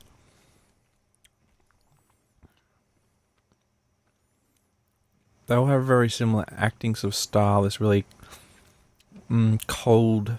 Oh, very cold, yeah. Strangelove, obviously being more a comedy and parody, is everyone's sort of overacting before that, and well, that's why in a way Strangelove is kind of the black sheep in that family, really, isn't it? It's so different. Well, for a lot of people, it's their favourite Kubrick film. Yeah. What about you? You asked me what your favourite films were.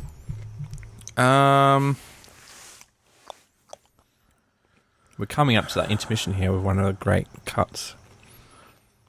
Intermission. One of my favourite, it's probably a tie between 2001 and Full Metal Jacket. It might be Full Metal Jacket. But I haven't watched that in a long time either.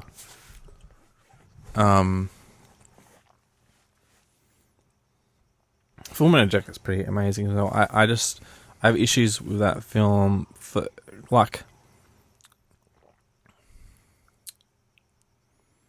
every bit that's awesome in that film, it feels like some bits he didn't seem so passionate about. I don't know what it was about it. So.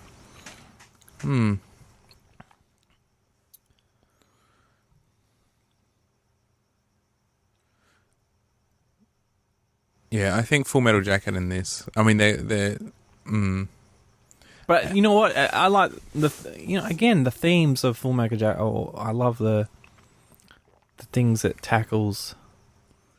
I mean, I'm just preaching to the choir here. They're all awesome films. Like, I mean, yeah, what he's supposed to do. But for me, yeah, I think those two really pulled me together, in different ways. Full Metal Jacket is nastier, and I remember when I turned up when I first met you. I think you're right.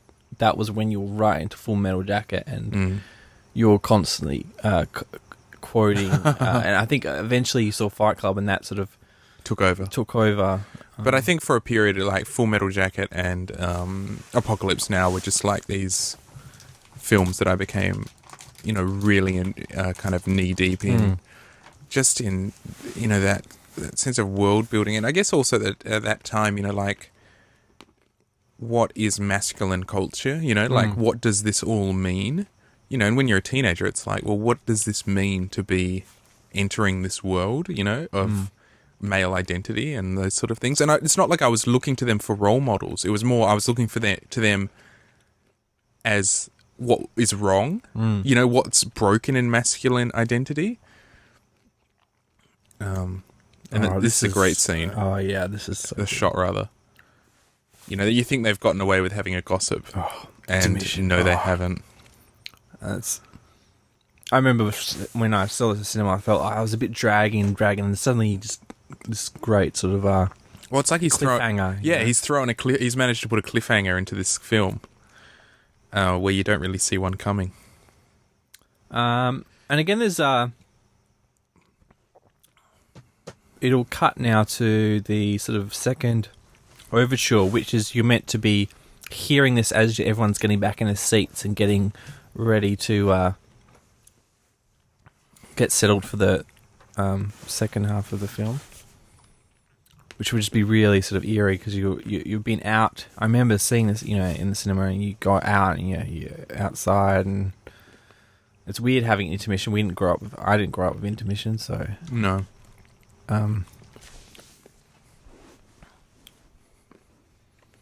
Coming back and going, oh, what's going to go on? No, and it's a weird to think, you'd leave, have a drink, go to the toilet, have a chat with people about what's happening, and then head back in. I want more films to have an intermission. Like Australia, like Baz Luhrmann's Australia, that's meant to have an intermission, but they wouldn't let him have one, so it's just this way too long kind of movie with a clear point where it's meant to have an intermission in it. I wish he would like re-release that film with an intermission, like on like an obscure sort of circuit of cinemas or something like that. How long is the intermission in this? Oh, I mean, you don't get an intermission really, do you? So how long do you think the intermission's supposed to be? 15 minutes? Yeah, I don't know. I haven't been to an intermission in a long time. I guess you get it in the theatre all the time, but I just haven't been to the theatre for a while. But I saw this when it was re-released in cinema, and Full Metal Jacket, I think, was re-released. Mm-hmm.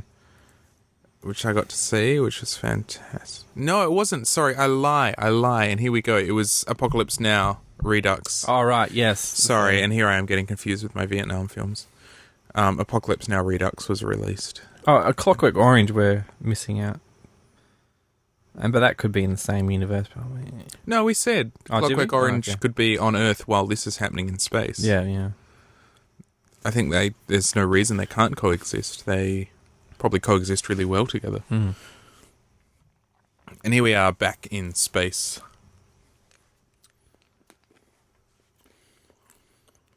So Kubrick likes to do this thing with where he cuts with time, doesn't he? So in this film, it's most pronounced where you've got, Dawn of Man, cut to a little bit in the future, then cut again 18 months into the future. Oops. What's that? That's me hitting the power cord. In Full Metal Jacket, you've got the boot camp, then cut, and they're entrenched in Vietnam. Some people reckon this shot of the pod coming out over the Discovery is meant to echo the shot earlier where the sun's coming up over the Earth or whatever.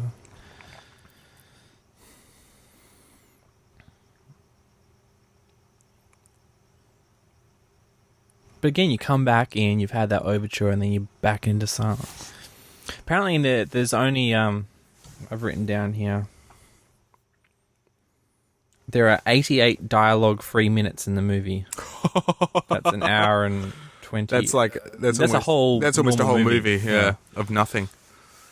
But I love that, and I remember you saying, which I loved. You said, I think it was last year or the year before. You sort of said, this is the year of silence in cinema, and that space, and obviously this is a literal film about space, but that space for the audience to position themselves and that room for them to think and breathe is so important.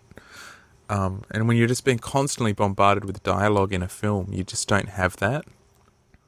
Yeah, I'm a huge fan. Like one of my favorite films is like the Brian De Palma's Mission Impossible, which has that whole scene in the bank chamber, which is almost all silent, which is that's clearly inspired by Kubrick, I think, with all the illumination.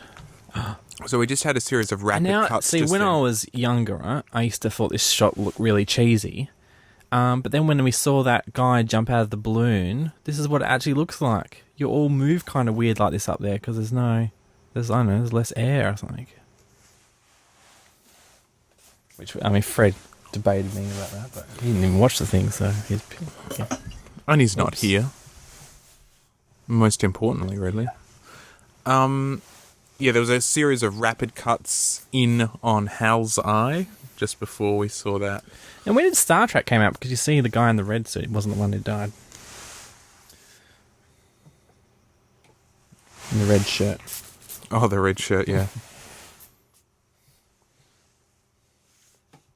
But that year of silent film, I think I saw I Am Legend, which doesn't really count, but that was a lot of silence in that. And then I saw... especially for a blockbuster. No Country for Old Men and There Will Be Blood. Mm-hmm. The two main films were There Will Be Blood, but No Country for Old Men. And I love that. Caution, explosive bolts. Yeah, apparently you can freeze from there, and it's got the proper instructions on what happens to explosive bolts. I love this shot, just like the lighting inside, opening up to reveal. Now, what is it? And the main reason I bought this film, because it's one of those films I wouldn't ever really sit down to watch, like, at all much, but I will just put it on and do some writing or something. Just every image is just like a paint. I mean, that's what he said, like, this movie is meant to be sort of a painting. You sit and stare at it, and it triggers, it asks questions, and it doesn't sit there and tell you what it's about. It's purposely, it has 90 minutes of lack of dialogue because it doesn't want to answer questions. It's asking you so much. Yeah. And what I love about it is it treats you like an active participant in the filmmaking experience. If you're not here watching this film doesn't work. Yeah. It's not like, you slap on something like Bridesmaids, and whether someone's watching it or not, that film is still that film. Yeah. But, the fact that you're sitting there, James, you're activating this film, you're making it happen. And it puts so much responsibility on the viewer and so much trust and faith that you're going to work just as hard as, well, obviously not just as hard, but you're going to work just as hard as Kubrick worked, in producing this film. And I love being given that responsibility, Yeah. I love it. and you know.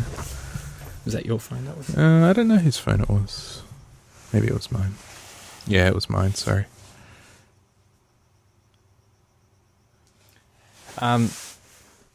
Now, there is I think, you know, so some of the ways, some of the objectives of this film is to both to, in some ways, it comforts you, and it also haunts you about humanity, and, you know, obviously the purpose, or the lack of purpose that life has, but where we're going, you know, like that it's meant to haunt you about how empty space is and how much we don't know. And these aliens in this film, like, he purposely doesn't show them because he wants them to be so beyond our comprehension that if he showed them on screen, it wouldn't do them justice.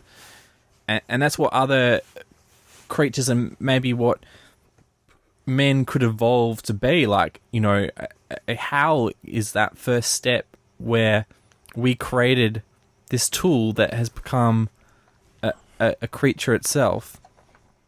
And is that where we're heading?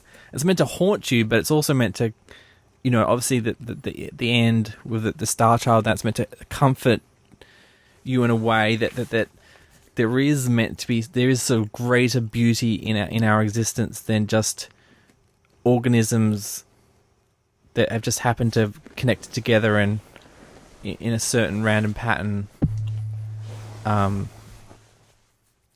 Like, obviously you think about this, most people do that aren't in Bali drinking beers. Burn to Perth people. Oh, you know, sometimes if you're in Bali drinking beers, you think about these things. Yeah. But a lot of people go there because they don't want to think of this. Oh, yeah. Well, it's a huge... And again, it's, you know, what Kubrick's done is... All he's doing is pointing the finger, you know? It almost looks like that monitor says OMG, but it says DMG. Yeah, I've been thinking that.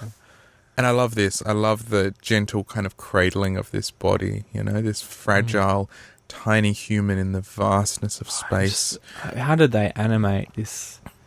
This movement's so smooth, which is, you know, my biggest pet hate is stop motion animation where everything's sort of jittery and jarred.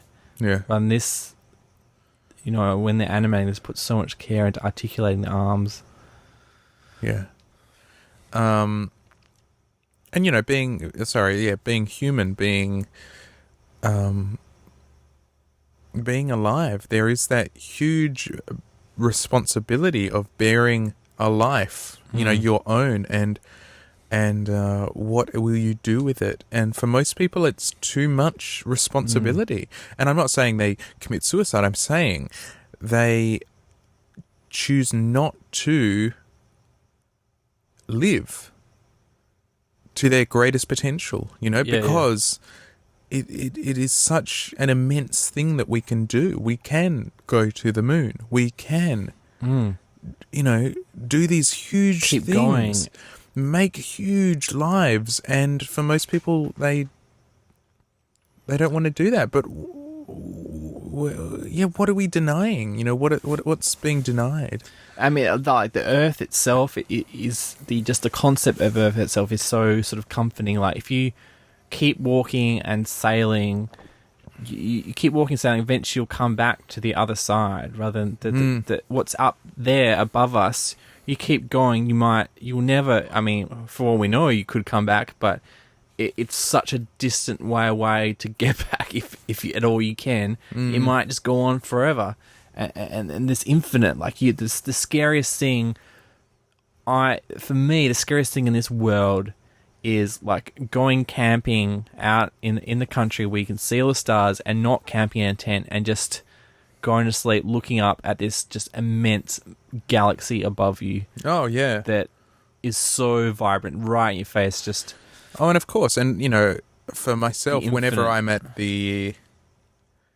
found myself at the kind of, at the knife's edge of, I don't know, consciousness or of, comprehension of this world, you look up and it just kicks you over that edge, when you're teetering and you just sort of enter this vastness of goodness, like. And I think, this film, another film that tackles that, and perhaps, I think, definitely more emotively, was Tree of Life that was released, I think, last year. Oh, right. Where, our positioning within the vastness of time-space is articulated so beautifully. And is just overwhelming, where you have this mother who's lost her son and, it is at once everything, it is all consuming, this agony and anguish, but also at the same time, in the vastness of the universe, she's calling out to God. And in the nebula, in these cosmos, in these galaxies, stars are being born every second. What is one child's death, Yeah. It is absolutely nothing. It is less than nothing. But at the same time, it's everything. And I think if any film has sort of, for me, if two films have successfully tackled or taken up the responsibility of this film and exploring that further, one of them for sure is Tree of Life for me. And the other one actually is Speed Racer by the Wachowski brothers.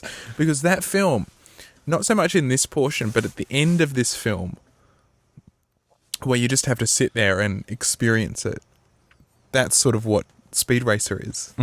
It's just this, you just have to go with it. There's nothing more.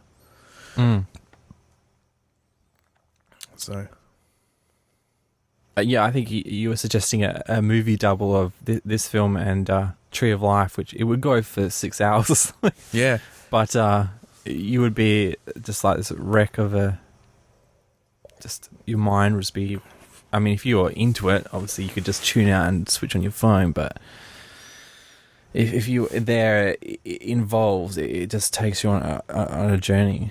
Yeah, And, it's this sort of, our culture, our society, it is all but kind of removed all ritual, all magic, all spirit quest, all sort of ceremony from everything. The ceremonies we have left are funerals and weddings. Yeah. That is it. The sort of, we celebrate 21st birthdays, but it's... What is our ceremony? It is perhaps one uncomfortable speech by a parent and getting pissed. Yeah. That's not a spiritual awakening. And that's what people need. But, cinema has that opportunity. And it has taken up a lot of that responsibility, I think. So for a work like this, it becomes this vision quest that we must go on to confront these enormous questions that lie within everyone. And, whether you face that question and say, even if we don't have answers, so you can't answer it, but you have to be open to being asked it. Yeah, yeah. But for most people, they won't even be asked the question, which is terrible. There's another film that is, probably again inspired by this film. Looks like it says cunt. Sorry. Sorry, one of the other displays there. There's The Fountain by Darren Aronofsky. Oh, yeah. Similar territory, really, isn't it? I mean, it's a shame that it's so hard for these films to get made. I mean, even like The Thin Red Line, which was what the another film by Terrence Malick who did Tree of Life. Look at that. How did they shoot that? What did they do? I don't know. I mean,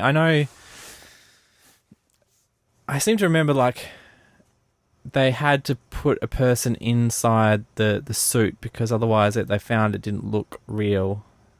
But a lot of the time what they do is to get a weightless look, and I think they made an actual like a doll to go inside, but it just didn't look real because it didn't look limp enough, so they had to get someone to go in and just be completely limp to just let everything dangle. And a lot of the weightless effects, and you'll see it here, I think, when he's goes through the air chamber. But what they do is they have the camera on the ground facing up into the sky, or up towards the top of the set, and they have the actor lowered down on a on wires, right?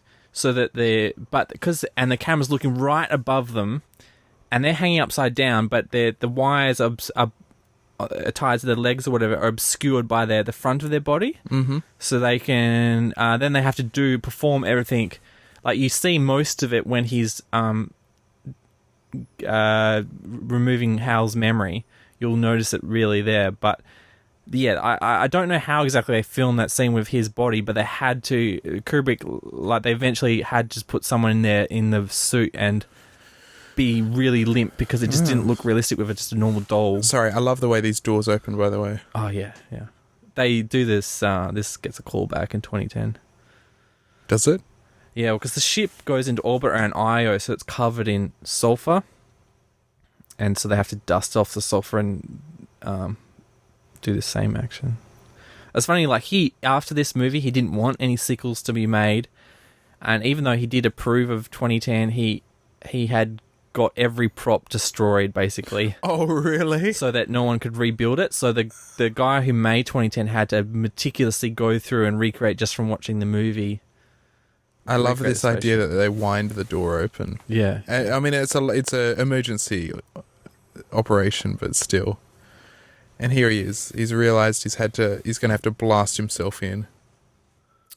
And there's a lot of debate about whether this would be possible, because again, while they're making this film, the first guy to spacewalk. So they were sort of making up as they go along, and so they had to got a lot of advice, and basically, and this is the most mind-blowing scene when I saw it probably as a kid, was like, whoa, how does he survive in space without his helmet on? But basically, it is possible. The only flaw is that he's shown to take a deep breath, but what you actually have to do is exhale. So there's no air inside you to try and escape and blow you up, basically. Right. So basically, you have to take a deep breath to get some oxygen into your bloodstream, then breathe everything out so that there's no air inside you, and then do it. Rather than then some people complain that he looks like he's holding onto his breath, which is not what you do. But yeah, do some people complain? Do they? Well, Arthur C. Clarke did, because apparently he was on set this day and he was kind of annoyed that he didn't get to correct. Oh, really? Yeah.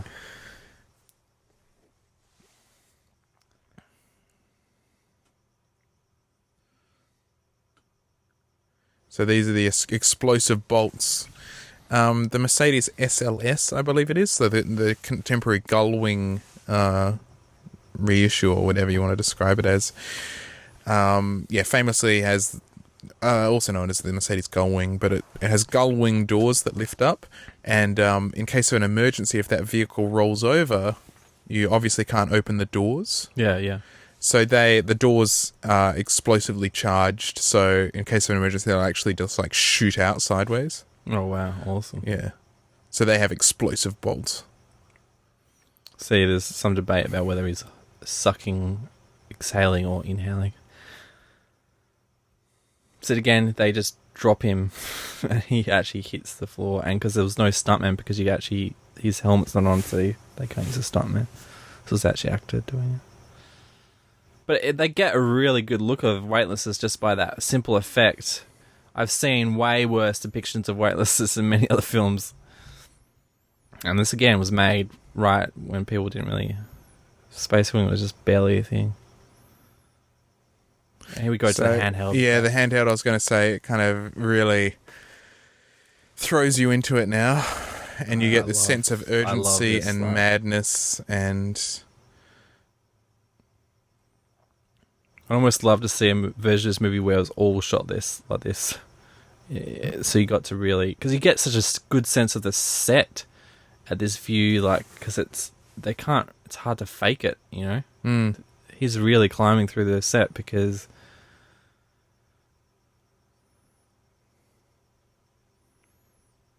And I mean, there's sort of that vignetting around the edges of the frame as well, that darkening. Like, why is that? What's that representing? Or there's no one else on board with him. I think it's the wide angle lens. It's right, not sucking enough light. Well, because you're seeing extremes of the film edge where the light doesn't get to.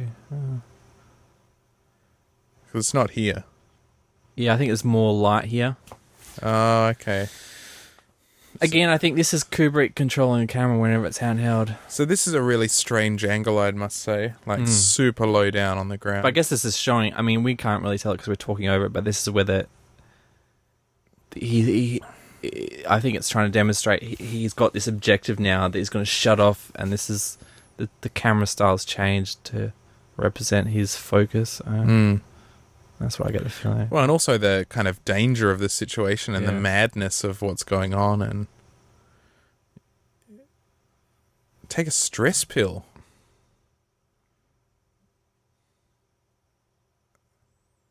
A lot of people point out how it's interesting how Hal doesn't just decompress the whole ship while they don't have their spacesuits on. He deliberately chooses to separate the two astronauts to see what happens. Like, it's, and I think that's a deliberate choice that the writers made.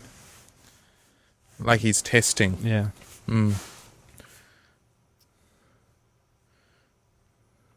I heard other people talk about how this scene is really dated because, you know, we've made every computer so small that you don't get big rooms of computers. But I went to Fred's uni. There was a big room of computer there. Exactly. So if you wanted to make an actual intelligent being out of the computers we have now in 2012, you would have to have a room inside of all these computers networked together to create someone this intelligent. Yeah. Oh, that's stupid saying that, because, like with anything, the more of it you've got, the more, you know, it's like when you see, you know, like hard drive servers or whatever, you know, there's like stacks of tetrabyte hard drives in massive rooms. It's like, well, no matter how small you get it, if you get a room full of it, it's even better. Like,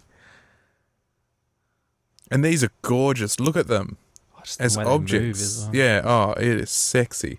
Do you remember the Holden Calais that your mum had with the cup holders? Yeah.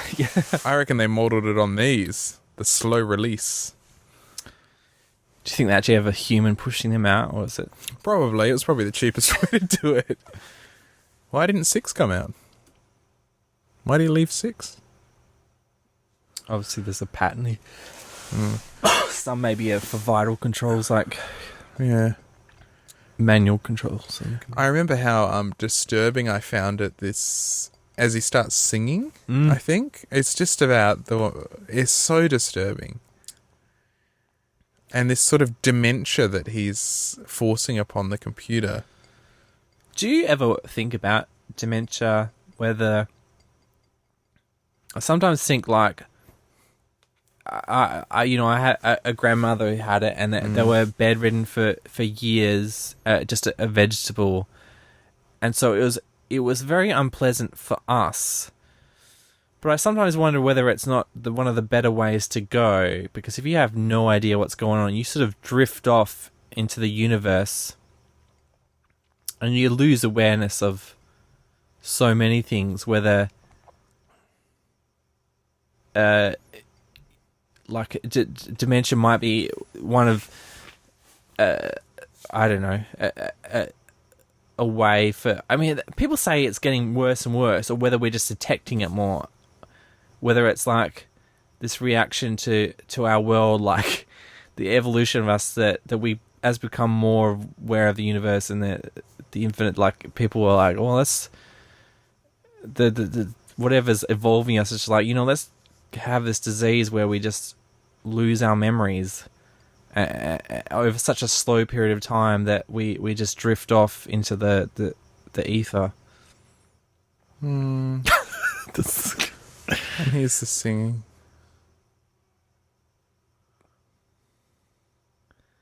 I think this is inspired by the actual first time they ever got a computer to speak. They got it to sing this song. Oh, really? Yeah.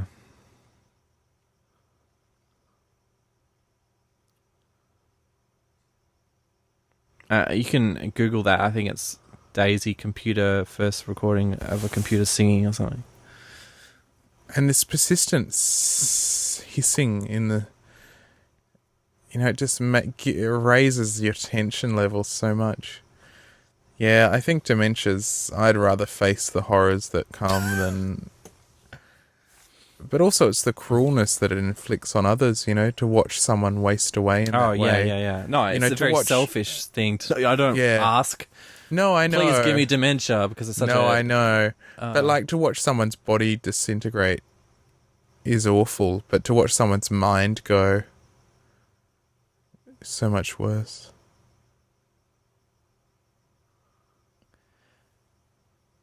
I wanted to actually listen to this bit because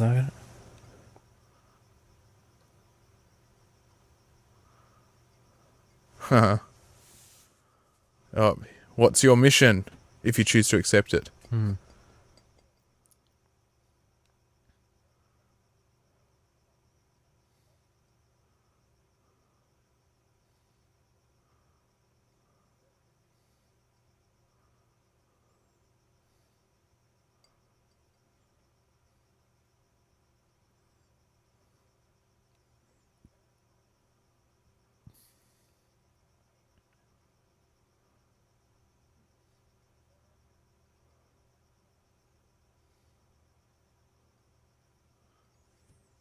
How's that for holding a shot? Look at it go. That was great. And now we cut again, and welcome to the Thunderdome. Here we go. And we've got that kind of humming of the bees.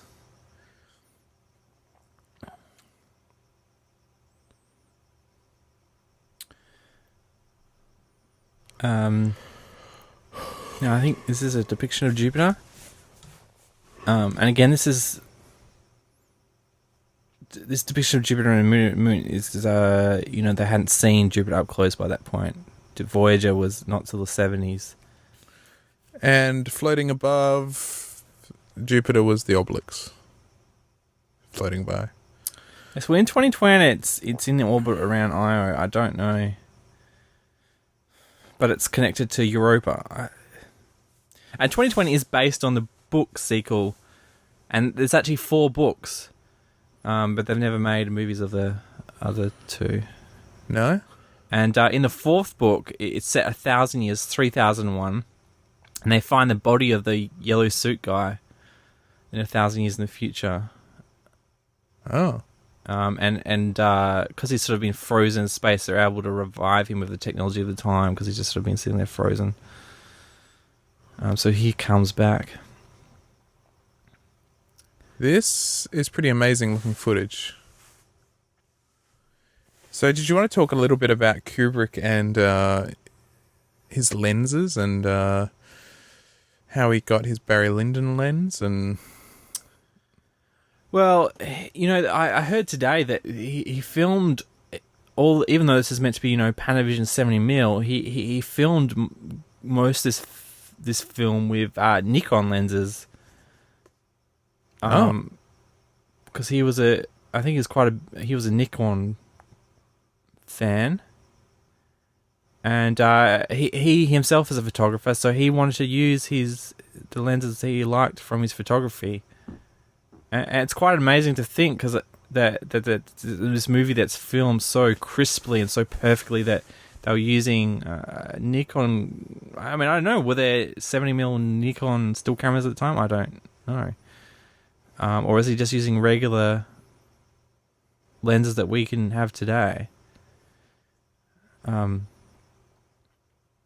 But yeah, because he is a photographer, and that's his background. He's obsessed with it. And I think, like Michael Bay, just because you're the whoever's the DOP. I can't believe I'm comparing Kubrick and Michael Bay, but even if you're the DOP on like a Michael Bay film or a Kubrick film, you're just a cameraman basically. He's got it all worked out himself. Right. But obviously with this film, they spent hours lighting every shot, especially in the spaceship, getting the light just the way he wanted it. Here we can see the spaceship's lit a lot. There's a lot more glow than the previous depictions of it. It's really yellow. It's got a halo around it. It's actually blowing out a little bit, isn't it? Like the film. Looking very sort of ethereal. And these obelisk things are just floating all around the place. We have a planetary alignment. At least the moons, maybe? I don't know. Not particularly clear. Obviously, things are aligned. Some sort of heebie-jeebie stuff going on.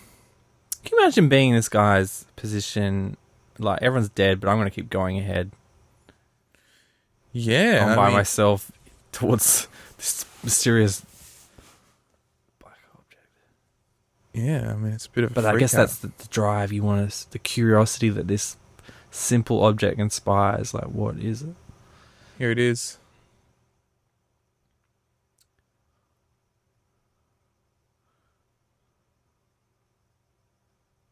I remember the first time when I saw this film and this scene come, I'm just like, what is going on? But in some way, it felt kind of a bit like deja vu. Like I could see it.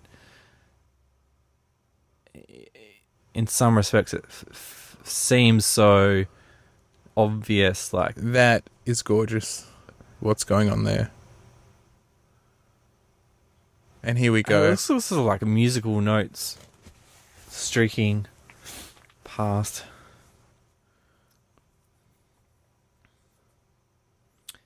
This guy, it's actually him shaking his head because I couldn't get the camera to shake that fast. At least that's what he says. This guy who played this seemed a bit up himself at times. Wow, and here we go.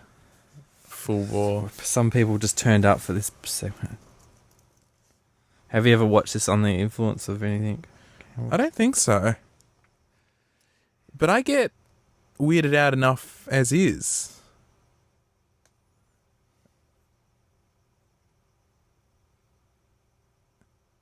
Oh, that was a great shot.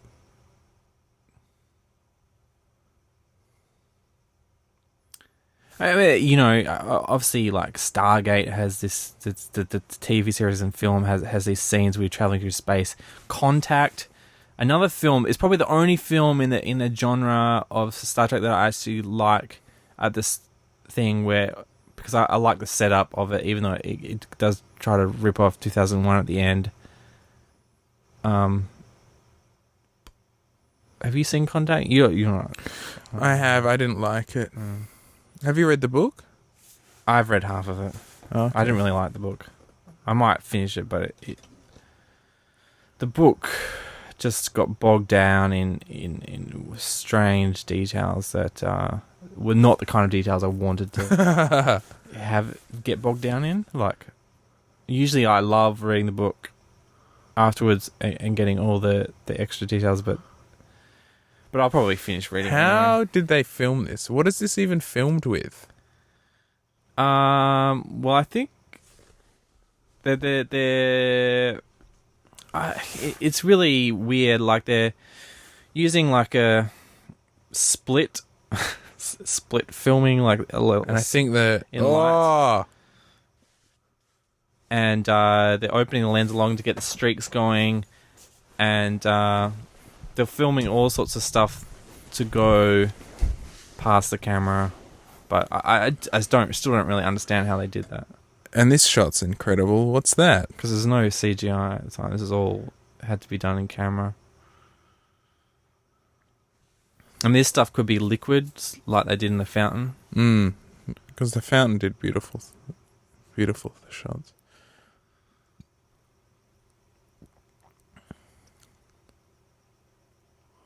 This is definitely liquids. This is like what they did in the fountain. Oh, it looks like an owl swooping down at you. It's Big eyes. Ooh.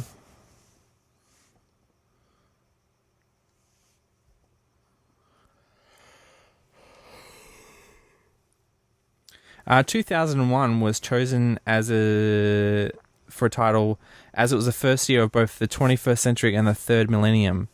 In 1999, Arthur C. Clarke held a press conference in which he said he was dismayed that so many people, including college professors and journalists, were incorrectly calling 2000 the beginning of the century.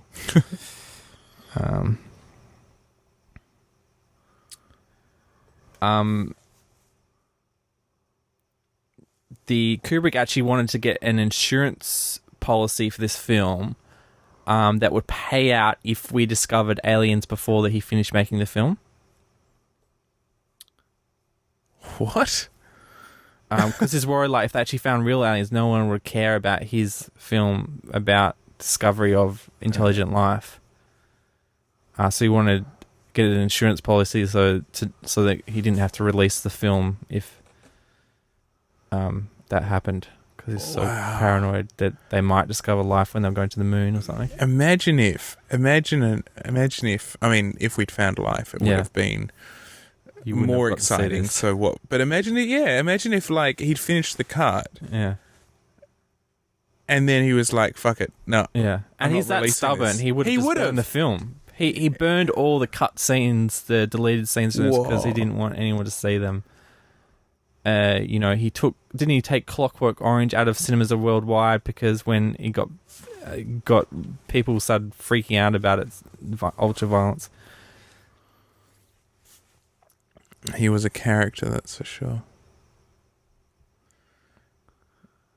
Yeah, these shots are stunning. I actually don't remember these ones. All I remember is the light streaming at you. And I think from memory, it blinks, and then it goes back to normal or something on one of the blinks. Or am I know it goes over land at some point. Wow, so this looks like, I mean, Jesus.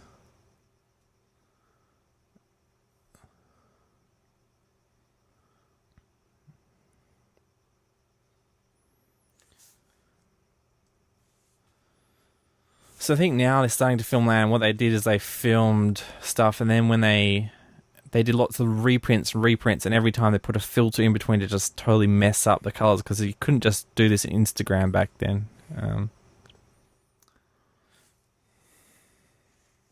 Everything had to be done to the film directly.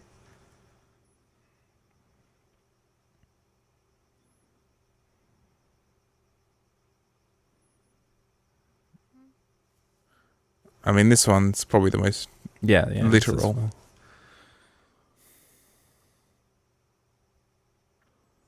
Doesn't this remind you of this just shot here, like Prometheus? Like they just, that whole opening of Prometheus, it was inspired by this, I think.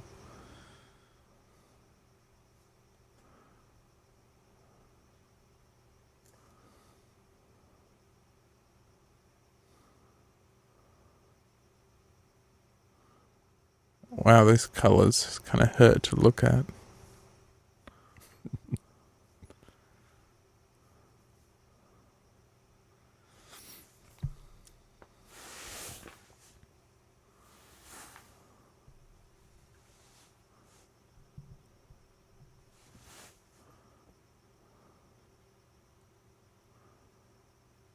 Sorry, obviously the two of us are far too entrenched in all this to even talk.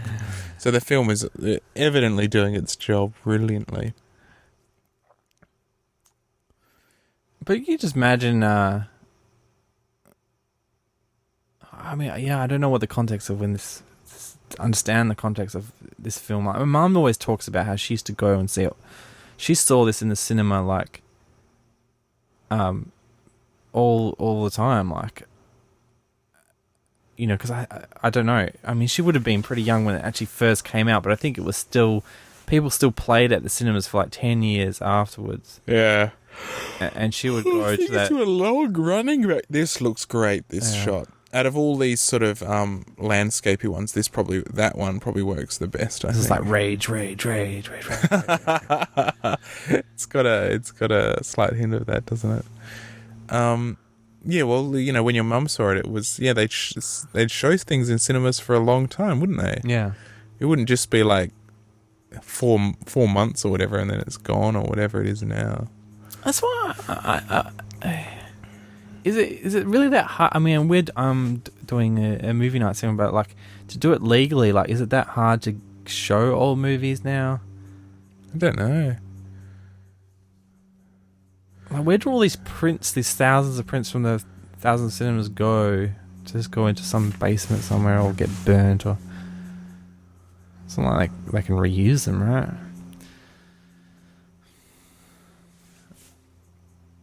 That was cool. Yeah, I don't know. But you're kind of saying, excuse me. You were kind of saying how, you're wondering the context with your mum seeing it so many times and what it must have been like to see it, but... Well, you just, for her, I think she remembers saying you just hadn't seen anything like it. Like, it was Star Wars and Alien didn't come out till like the late 70s, so it was like a 10-year gap where there was just nothing like this film. And here we go, we're back in a sort of unmaterial world.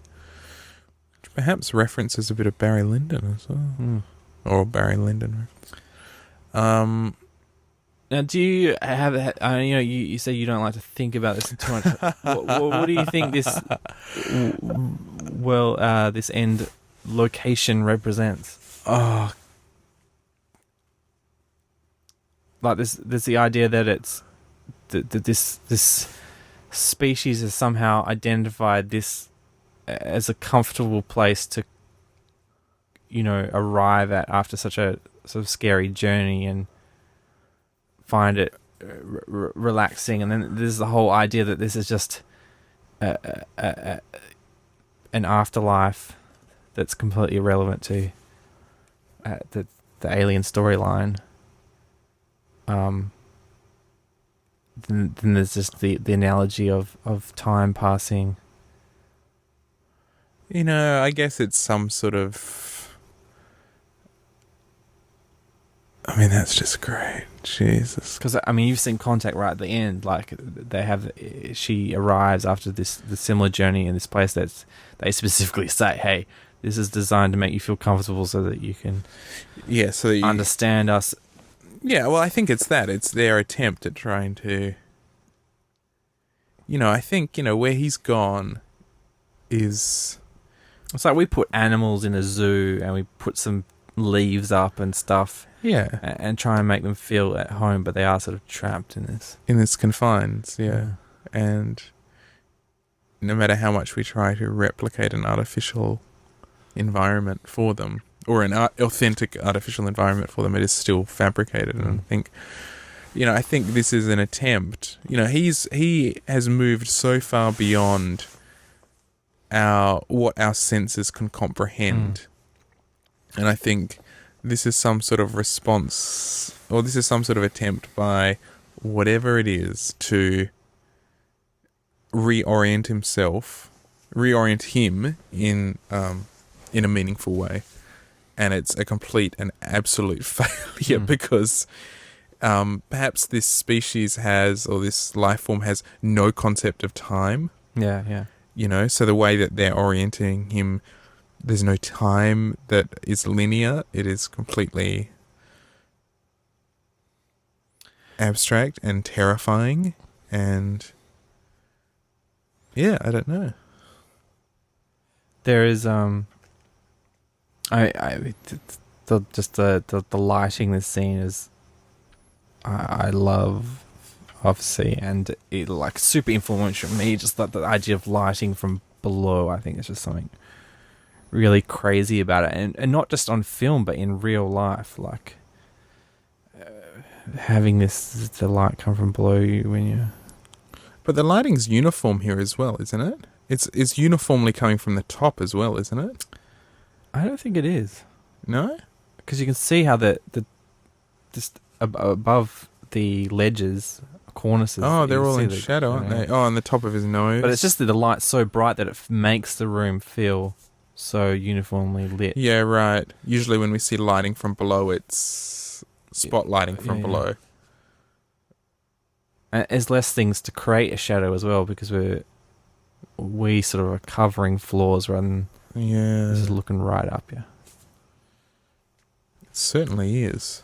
I mean, you've spoken for a long time about lighting floor from above or from below, and of course, the other great film that does that is Saturday Night Fever. Yeah, another one of your favourites. Yeah.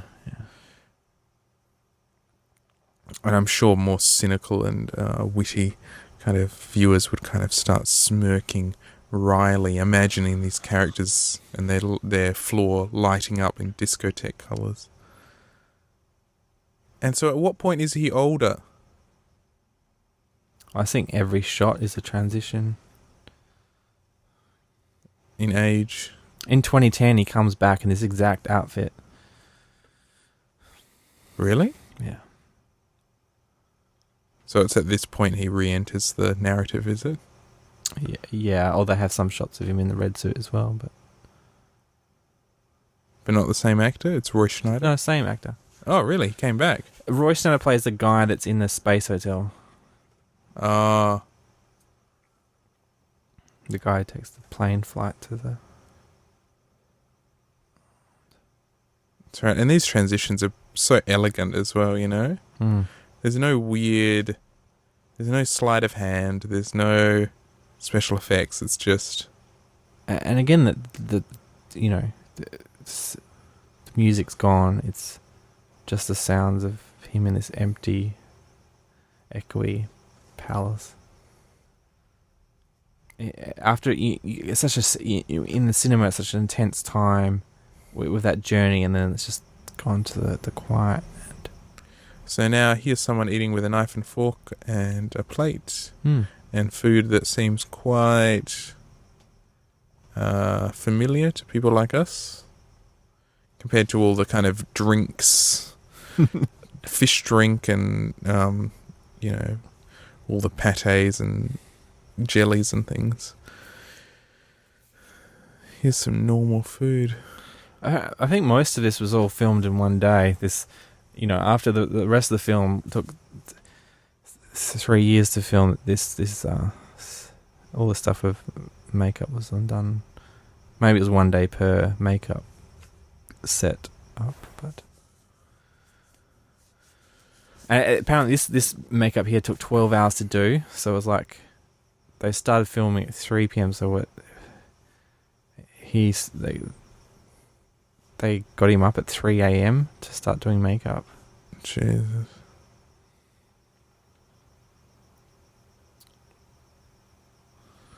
That's a lot of makeup.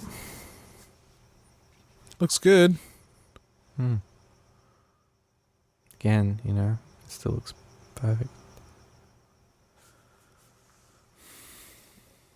And here it is. And again, here we are with the coloured chairs, all the furnishings. We've got everything in stark white.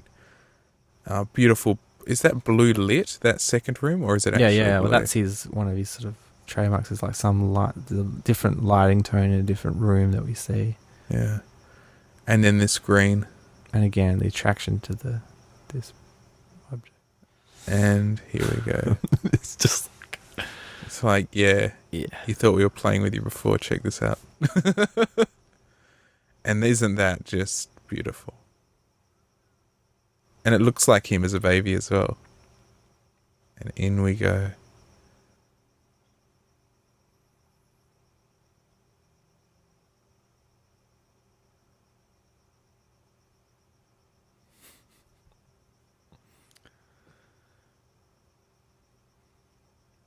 The moon. The pale marble. Yeah, it's very pale.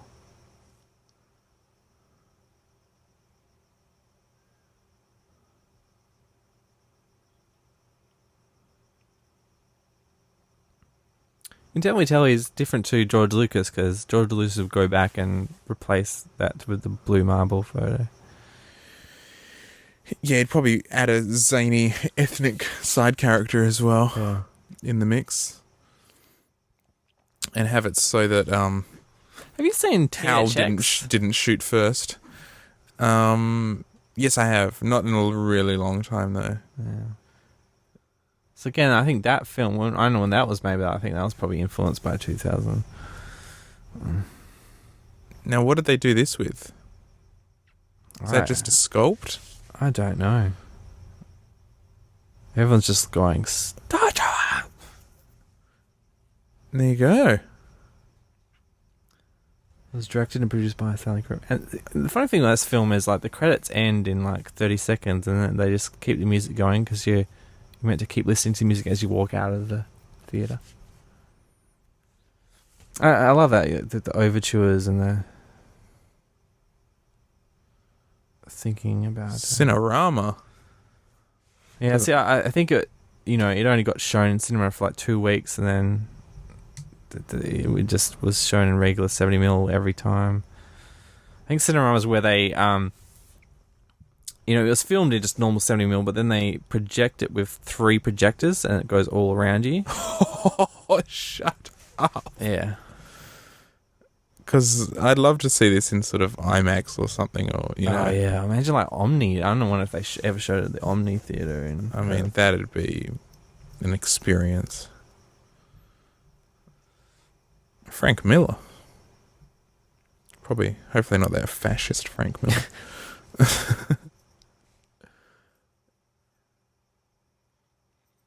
So, does he use this music again, Eyes Wide Shut? I think he uses this music all the time, doesn't he? I think he uses it in Clockwork as well. Oh, yeah. It might just be his music.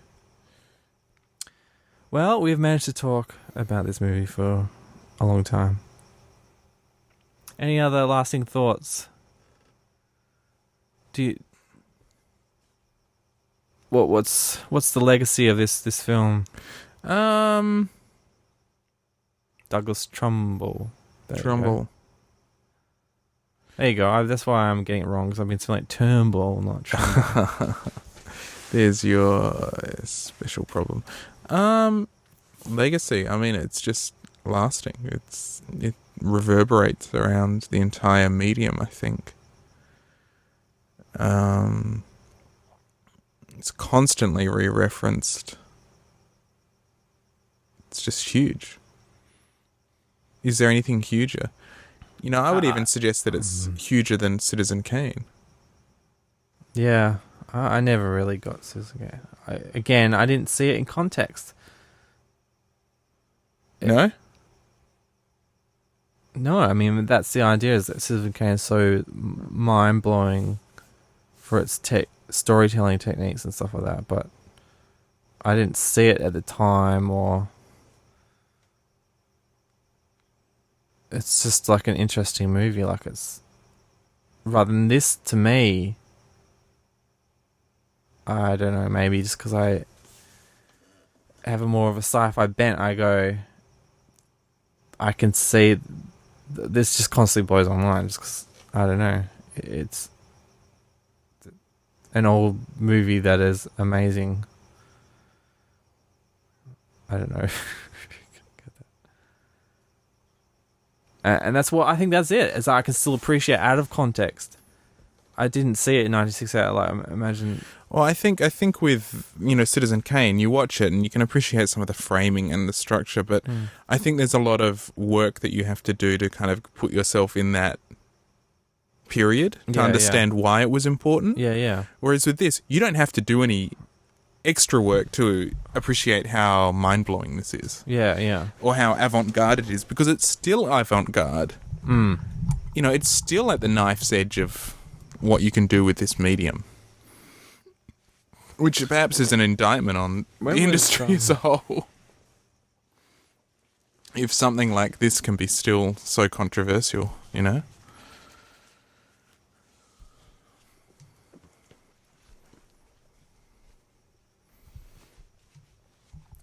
Citizen Kane was made in 1941, so that was almost 30 years beforehand. And the sort of the most, I think I've said on the Fangin Around podcast, but the earliest film that I really was like, I really get into the sensibility and I can identify was Roman Holiday, which is like 1955 or something like that.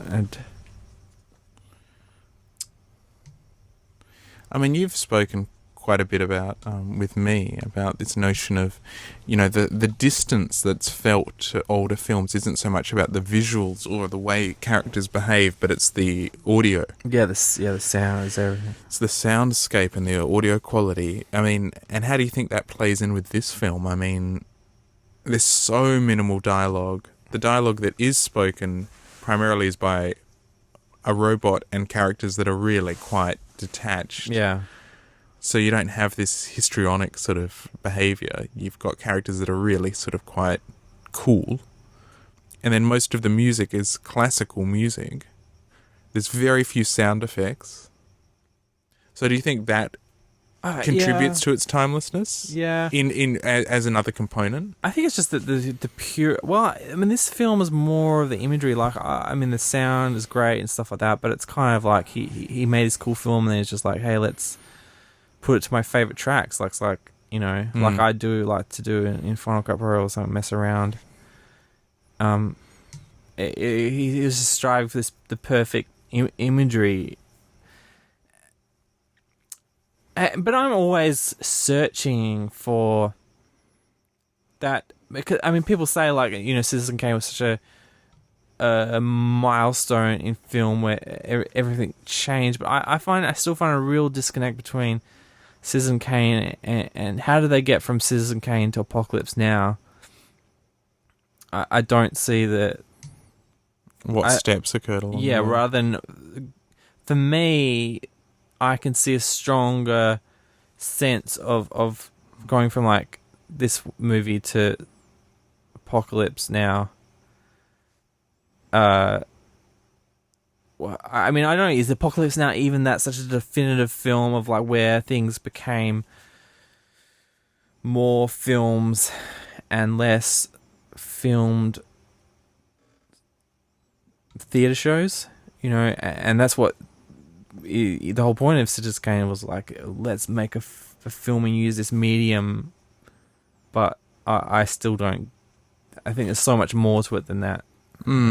I think, again, I think it's so much about context and what were people doing before Citizen Kane. Were people primarily filming stage productions on film kind of thing? Or imagine if, this is, I wish we had podcasts back in 1941 where we could hear the people reviewing films the weekend before they saw Citizen Kane, and the week before, and just what was just going on in their minds, like how they thought of film before and how we thought of other. And you can go back and you can probably read film reviews, but it's all been filtered by the media to be... There's no pure, honest opinions out there, at least that I know of. That everything's looked back on this, tinted. But you look at the period that these films like Kubrick's and the like were coming out with, and the background, the political climate, the industrial climate, everything that was happening at that time was completely different to what was happening during the period of Citizen Kane's production. So at the time of this, you're dealing with artists like Andy Warhol producing works that were shifting the way people perceived art, and it's all that interconnectedness, and whereas Kane is, it's very conservative, but it was trying to elevate things and be very clever. So, that's the end.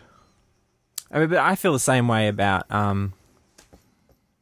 Pulp Fiction, where Pulp Fiction is like at the 90s equivalent of people talk about that the same way about it, in a way it changed the way narrative can be and stuff like that. But I watched Pulp Fiction, and I guess because I didn't see it at the time in context, I don't appreciate that movie as much as other people do. But I mean, that's the other thing. I mean, you look at, what do people say about Citizen Kane that was impressive? Oh, the way it was framed, so compositions, yes, that was great. And one of the big things they talk about is the delinear nature of it. Boom. And, like, wow. Yeah. And then it's like, well, what do people say about Pulp Fiction? Oh, well, the dialogue was really snappy and it wasn't linear. It was delineated. And you're kind of going, Yeah, but we did that back in with Citizen Kane. I mean, and who's taken that delineation and gone with it? Unfortunately, what happens often when someone produces this breakthrough work, whether it be someone like Kubrick with 2001, whether, if we're going to say, someone like Tarantino with Pulp Fiction, where people go, oh, wow, this is something different. Oftentimes it just scares everyone off. Yeah. And no one wants to use those concepts or take that idea and extend it because they don't want to be talked about as as being a copycat or, and it's sort of like, well, no, these ideas need to be explored deeper. I remember, I think it was Michael Palin or one of the Pythons from Monty Python. And he was talking about how he was really disappointed that after Monty Python sort of wound up, there were few people or few comedians or groups like working within that specific style that they developed. He was like, I was really excited to see what other people would start doing with it once we stepped back. And he wasn't saying that there weren't great comedians doing great things. He was just saying I was hoping that people would take our ideas and keep exploding them. But of course, other things happen and that's why I'm always disappointed by Star Wars. I wish more films went on, let's try and make Star Wars but better. Like, so many people complain about Star Wars. I'm like, well, who's making anything better? Nobody. Everyone's just doing this, like, the fact that there's like 20 million rip-offs of 2001, but there's, the closest thing to Star Wars is like Indiana Jones, but it's like, that's by the same guy. I don't know. But that's, I mean, even with these sort of heavily influenced works by 2001, they're not really taking it and running with it. They're just sort of treading the water, really. It's just like they're looking at the genre. Oh, let's space horror. Let's, we get people on a spaceship and they go crazy. Freaky space stories. Yeah. But yeah, like with Tree of Life, you're not going to say, oh, that's a rip-off of 2001. Oh, but no, it's heavily referencing it. Yeah. It's undeniable, but it's doing it in its a completely unique way, but still, journeying in a similar way. So it's... Yeah, I love that where it's, that's complete opposite. Well, that is what I want. Like, when I say I want more films like Star Wars, I want film, like the difference between The Fountain and Tree of Life and that, like, they're three sort of completely different films, but in the same way, the same. I don't like it. It's like, people watch 2001 and I was like, oh, you know what? Space horror could take off. Well, yeah, it's sort of like they're taking the wrong element away from it. They're taking the wrong inspirational component. It was cool and it was kind of freaking out and the robot was trying to kill him. Like you were saying of art, I think it's easier for me to appreciate the big landmarks in art, maybe because you could probably get a museum and you can put them alongside of each other and put a few in between where they'll spin off and see it, in one sitting. So I really do appreciate, the difference in going from like Renaissance art to modern and postmodern and beyond. I can sit there and go, wow, this guy really did change things by just doing stuff differently. But it's hard. I find it hard to do with films. But obviously, you screened, the Ned Kelly film, and then the Jazz Singer, then Citizen Kane, then Space Odyssey, up until like, I don't know, Avatar or something like that. You would see all these really starkly different films, but you would have to watch a bunch of stuff in between to see what the difference was between those two films, because otherwise they just look like 10 completely different films. You need to have all the shades of grey in between to appreciate, which is a lot harder to do with a film. I'm sure someone out there can make me a list so I can just go through and go, whoa, see all the shades of grey in between and really appreciate these. Well, this is another one of our Fiverr things, I think. Yeah, all right, yeah, make a list of films to see. Get together $20 and get it all done. Yeah. Anyway, we should wrap this up. We've been talking for like 3 hours. Thanks for tuning into the first Fangin' Around commentary. We might be doing this more. I feel like we need to do, like, you're thinking, well, we should do all the Kubrick films, like, from here on or something. Oh, I don't know. I feel like we should take a break and, like, do, like, Ninja Turtles 3, Turtles in Time or something. Yeah, I'm happy with whatever. I'm happy to do whatever. Thanks for, hopefully you've sat through this. I'm really impressed with you if you have sat through this. Let us know. Email us at mailbag@fangaround.com. Or maybe you've discovered, if I put this up as a standalone thing on YouTube and you discover this later, we do have a podcast at fanginaround.com, www.fanginaround.com. Find all the deets there. I'm James. Find me at jimrich.com. You're Campbell. Find you at campbellwhite.com. We'll catch you later. Thanks. Bye. Bye.